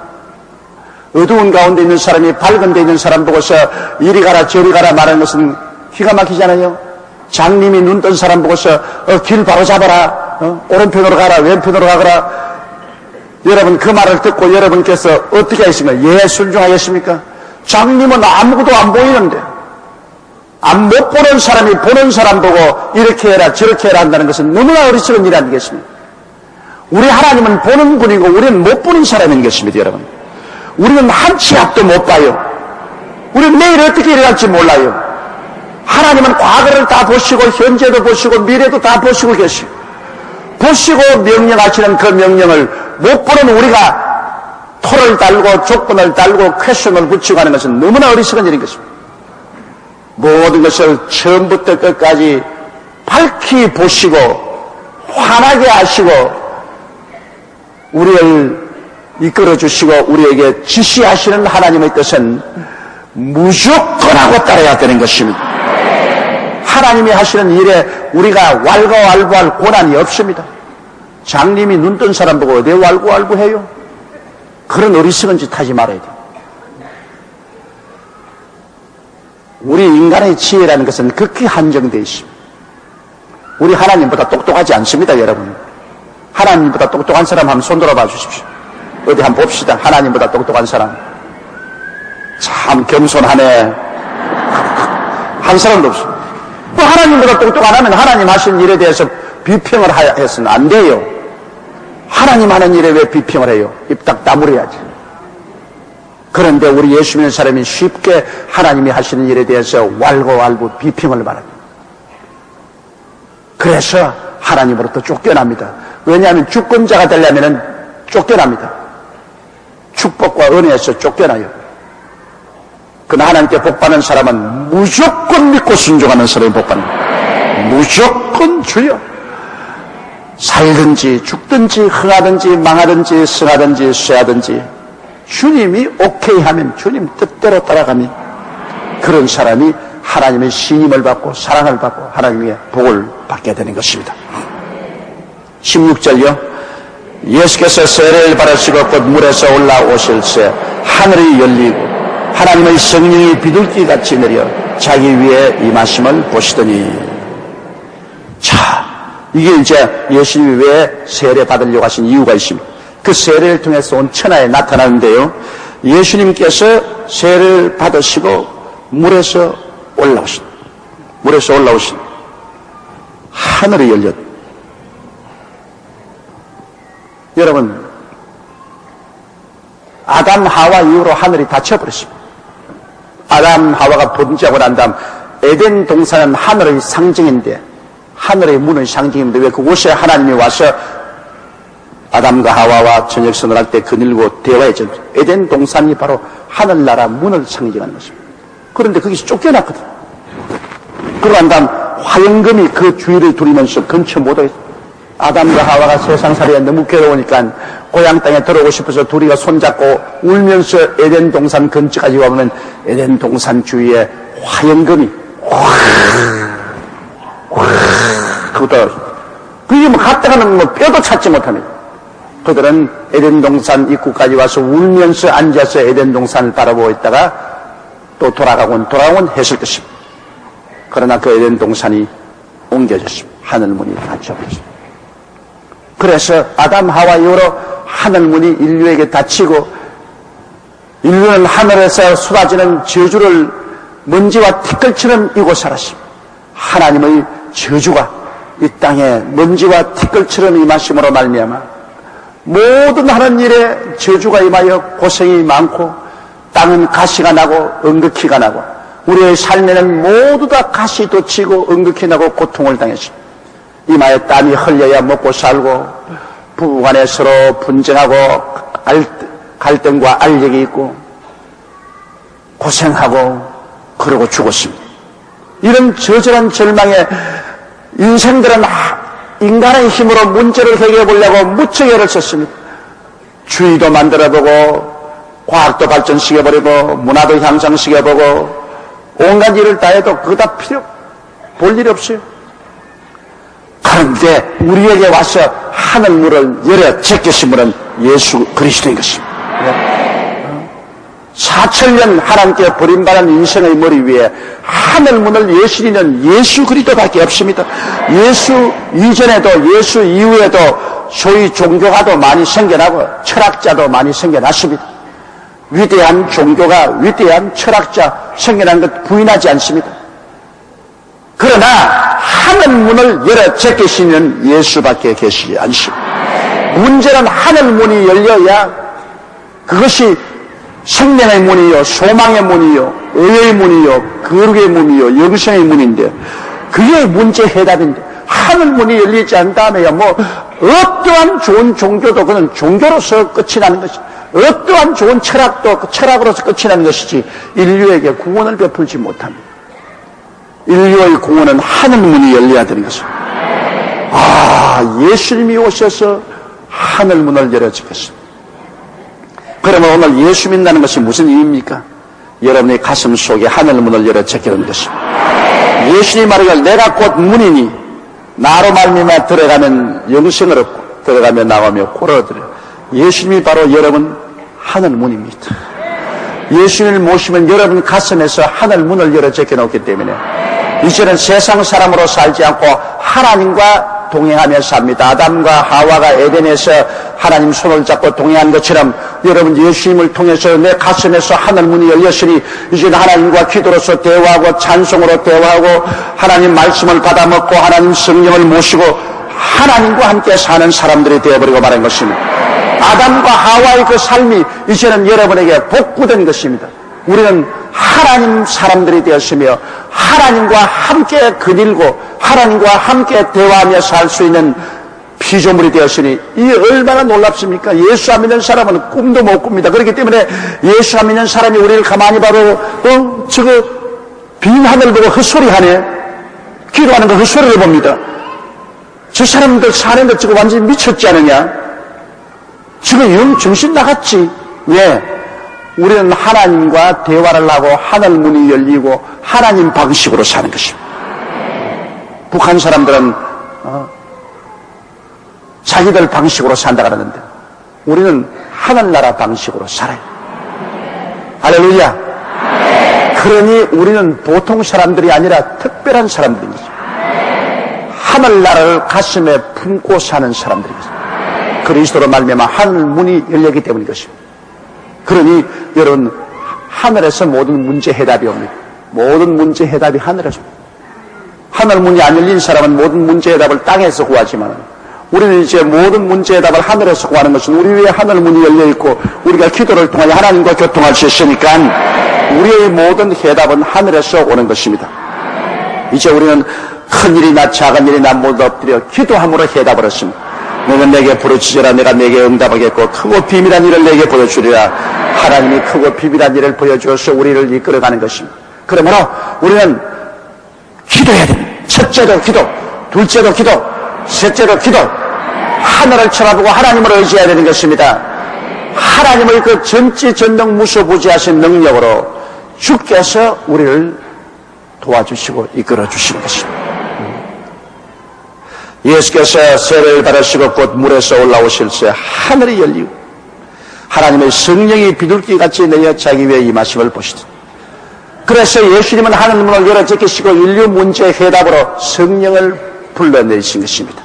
성령이 인류 문제의 해답입니다, 여러분. 예수님은 하늘문인데 하늘문을 여시고 주님이 불러내린 것은 성령이십니다. 성령을 불러내렸어요.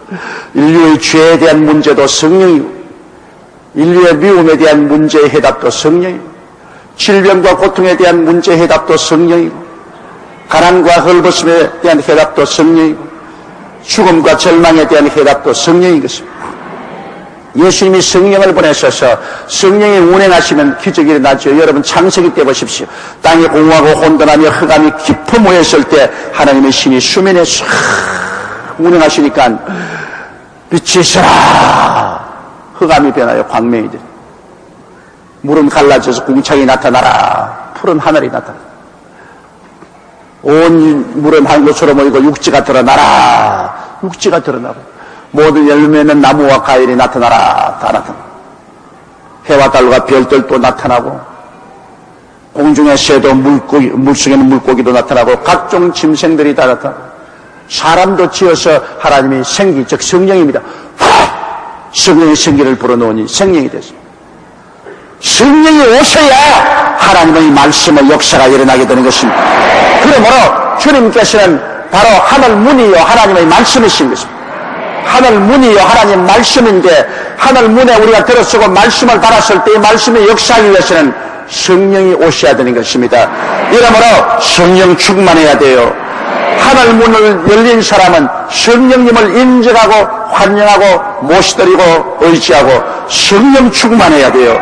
그래야 우리 기도가 성령으로 효과를 발생하고 우리 믿음도 성령으로 효과를 발생하고 우리의 찬송도 성령으로 효과를 발생하고 성령이 말씀을 따라 운행하시는 것이니까 우리가 성령 충만받고 성령 모시고 살 때 하늘나라 백성인 우리들이 말하는 것과 행동하는 것이 성령으로 말미암아 열매를 맺게 되는 것입니다. 이거 굉장히 중요합니다. 그러므로 예수님은 바로 하늘나라의 문이요 예수님은 바로 하늘나라의 말씀이요 그것을 이루는 능력은 바로 성령인 것입니다. 그러므로 예수님께서 오셔서 하늘문을 열어 제끼시고 우리에게 인생의 삶의 문제의 해답으로 성령을 부어주신 것입니다. 성령이 오시면 다 변화돼요. 죄인은 의인으로 변화돼요. 죄와 사망의 법이 성령의 생명의 법으로 해결돼 버리고 마는 것입니다. 성령이 오시면 미움이 사라지고 사랑이 와요. 성령이 운행하시면 뜨거운 성령이 불이 하면 확 지나가면 병 다 녹아버려요. 모든 질병 다 사라져요. 성령이 부어주시면 사막이 변하여 강이 됩니다. 성령이 부어주시면 모든 거치는 광야가 아름다운 기름진 땅으로 변화되는 것입니다. 성령이 운행하시면 모든 망해가는 회사와 사업이 순식간에 살아나는 것입니다. 성령이 오셔야 돼요. 교회도 성령이 오셔야 되고 나라도 성령이 오셔야 되고 우리 민족도 성령이 오시면 통일됩니다.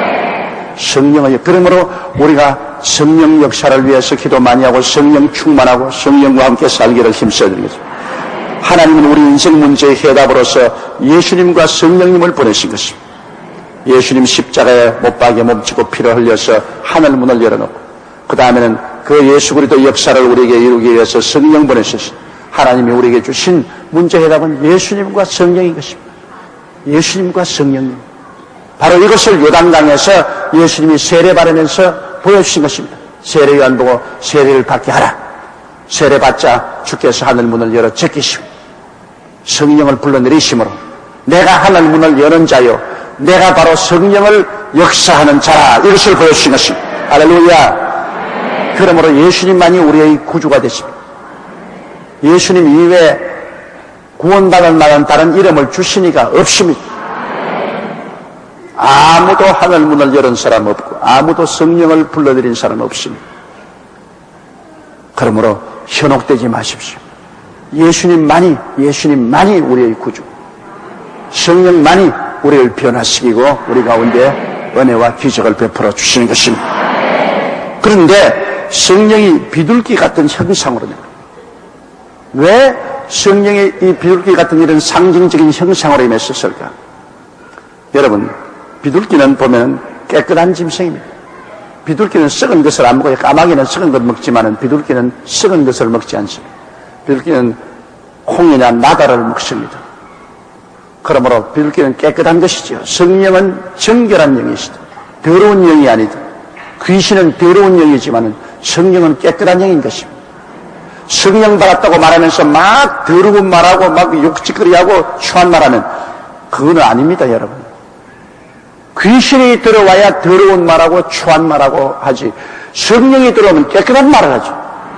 밝고 환한 말을 하죠. 성령은 깨끗하고 거룩한 영입니다. 비둘기. 그리고 비둘기는 겁을 잘 먹습니다. 요새는 이제 비둘기도 도시에서 사람들이 해치지 않으니까 겁을 덜 먹지만 비둘기는 원래 겁을 내서 잘 달아나니.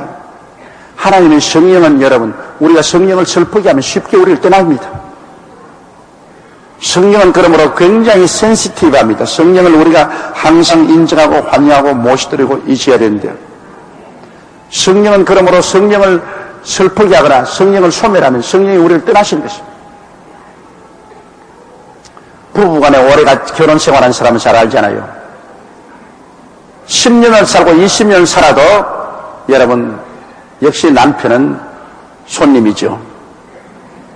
마누라도 한 가지입니다. 10년을 살고 20년 살았으니 전부 다 서로 다 일치가 되고 다 알 것 같아도 알고도 모를 리가 남편이고 알고도 모를 리가 아내입니다. 아는 것 같은데 몰라요. 다시 알 수가 없어. 내내 살아도 늘 내 사람 같다가도 또 남이고, 이게 아주 부부 생활입니다. 그렇기 때문에 부부 생활에 늘 신경을 쓰죠. 오래 살면 신경을 안 써도 괜찮은 것 같지만은 20년, 30년 살아도 늘 신경을 써야 돼요. 그 사람 감정에 부딪히지 않기 위해서, 아내는 남편의 감정에 부딪히지 않기 위해서 애를 써야 되고, 또 남편은 남편대로 아내의 감정을 상치 않기 위해서 굉장히 신경을 써야 되는 것입니다. 그렇지 않으면 가정이 불안해지고 깨집니다. 이건 왜냐? 남남끼리 모여 살기 때문에 그런 것입니다. 아무리 서로 정이 있고 좋다 해도 부부는 남남입니다. 남남끼리 모였으니까 돌아서면 남이죠. 자식은 그렇지 않습니다. 자식은 남남이 아닙니다. 자식은 핏줄이 통하기 때문에 돌아설 곳이 없습니다. 아무리 돌아서도 자식입니다. 아무리 미워해도 자식이고 아무리 떠나가도 자식이기 때문에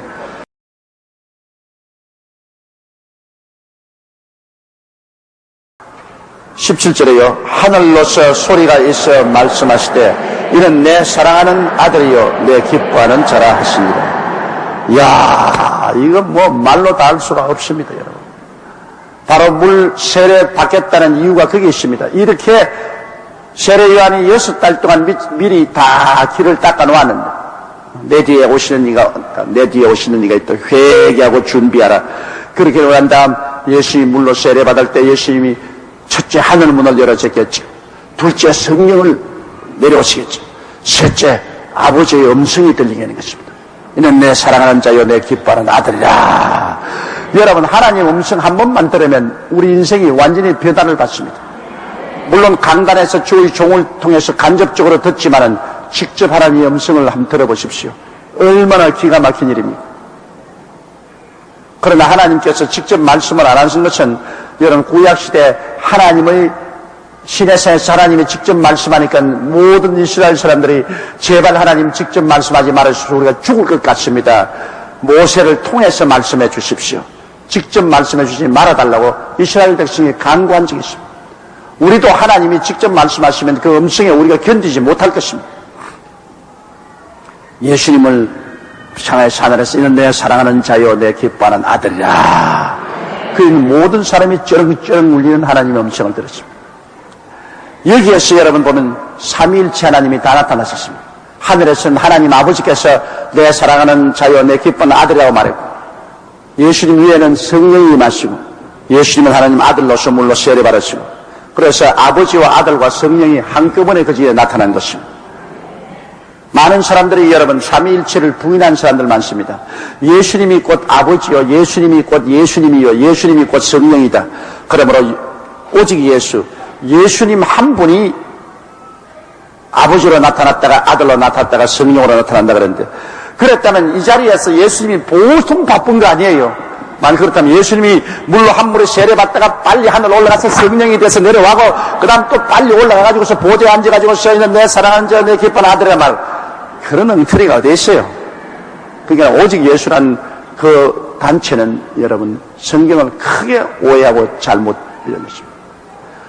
그들이 삼위일체라고 말하니까 삼위일체가 해석이 잘 안 되니까 예수님이 아버지고 아버지가 예수님이고 예수님이 성령이 이렇게 만든, 아니요. 여기 보시면 분명히 예수님은 요한강 물에서 올라왔고 성령은 그 위에 임하시고 위에서 이는 내 사랑하는 자 내 기뻐하는 아들이라고 외치는 분은 아버지가 따로 계셨습니다.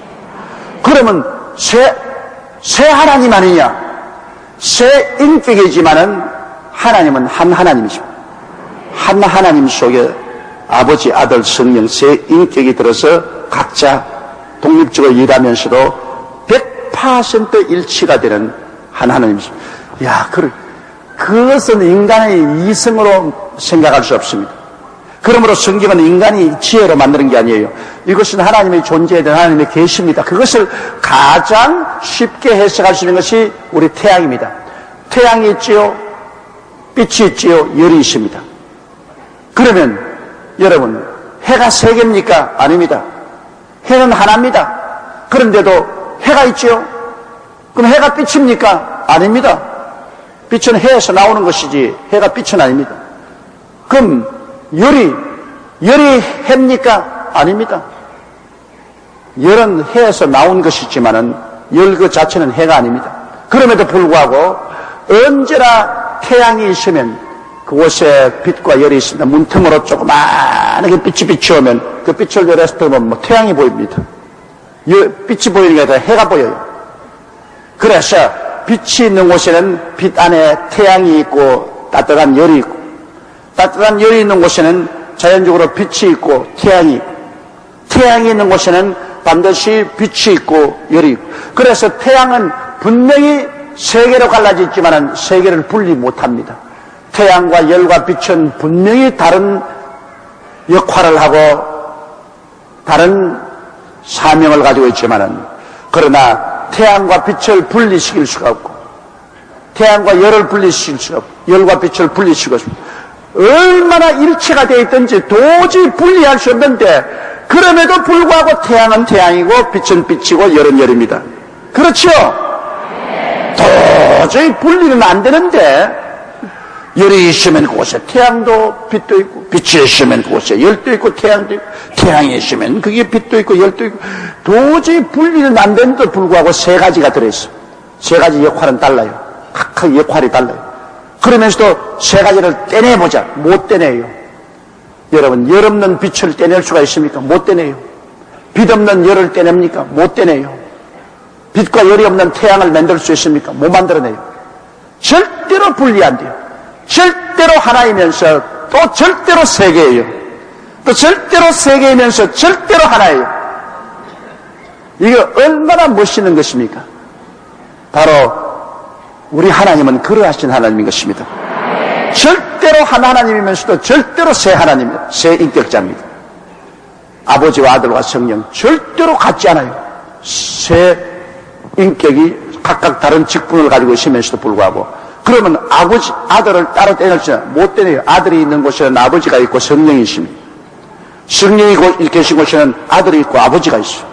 아버지가 계신 곳에는 아들과 성령이 계셔요. 절대로 분리가 안 됩니다.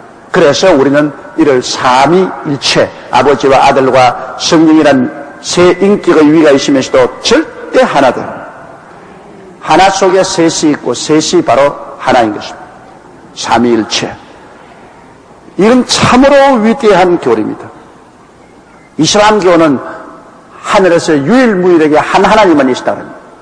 그럼 여러분, 하나님이 영원부터 영원까지 한 분만 있으면 그 하나님은 어떤 하나님이냐? 아주 외롭고 고독한, 이견 불통하는 고집 불행의 영감 할아버지 하나님입니다.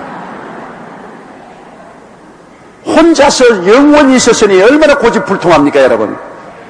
그 외로운 가운데 영원히 혼자 살면 얼마나 고집불통이겠습니까? 그러므로 여러분, 혼자 영원히 있는 하나님은 악마입니다. 그럼 사랑이 없어. 사랑이란 뭡니까? 사랑이란 혼자서 사랑됩니까, 여러분? 사랑이란 주고받아야 사랑이 되는 것입니다. 왜 남녀간에 결혼하려고 합니까? 사랑하려고 하는 것입니다. 혼자서 살면 사랑이 안 되기 때문에, 혼자 안에 아무리 사랑하려고 해도 사랑이 안 되죠. 상대가 있어야지. 그래야 사랑을 주고 사랑을 받죠. 사랑이란 서로 상대가 있어요. 혼자 사랑하는 고독한 사랑입니다. 그는 결국 고독은 미움과 통하는 것입니다. 우리 하나님은 여러분 고독한 하나님입니다. 아버지와 아들과 성령이 서로 교통하죠. 사랑이 넘칩니다. 화해가 넘칩니다. 은혜가 넘칩니다. 축복이 넘칩니다. 우리 하나님, 삼위일체 하나님의 성격 그 자체가 사랑일 수밖에 없습니다. 삼위가 일체가 되시니 얼마나 무서운 사랑으로 연결됩니다. 화해가 자연히 하나님의 본성입니다. 사랑과 화해, 그리고 서로 사랑과 화해 안에 기쁨이 넘치고 평안이 넘치고 소망이 넘치고, 이기 때문에 우리 하나님 속에 모든 좋은 것이 다 있죠. 혼자 있는 신인 이슬람의 마호메트가 주장하는 알라 신은 혼자 있기 때문에 사랑도 없습니다. 화해도 없습니다. 그 결과 사랑이 없으니 기쁨도 없습니다. 즐거움도 없고 소망도 없습니다. 그 신은 무슨 신입니까? 그건 악마지요. 그건 하나님이라고 할 수 없습니다. 이러므로 이 얼마나 놀라운 일인지 말로 다 할 수가 없어요. 그들은 늘 우리 기독교를 비난할 때 하나님이 마누라도 없는데 어떻게 아들을 낳았노자고 그러는데, 세상적으로 생각하면 안 돼요. 명칭이 아들이다, 그 말인 것입니다. 명칭이. 예수님이 아버지께로부터 나왔으니까 아버지가 그러니까 아버지라고 해야지요. 그렇잖아요. 하나님께로부터 나왔지. 해가 딱 있자 동시에 빛이 확 나왔으니까, 빛은 해로부터 나왔으니까 빛은 해로부터 나왔다. 그러면 태양, 빛 그듯이 아버지, 아들. 아버지는 낳아주는 사람이고 아들은 낳음을 따르는 사람이고, 언어가 그렇습니다. 말이 그렇다. 꼭 아내가 있어야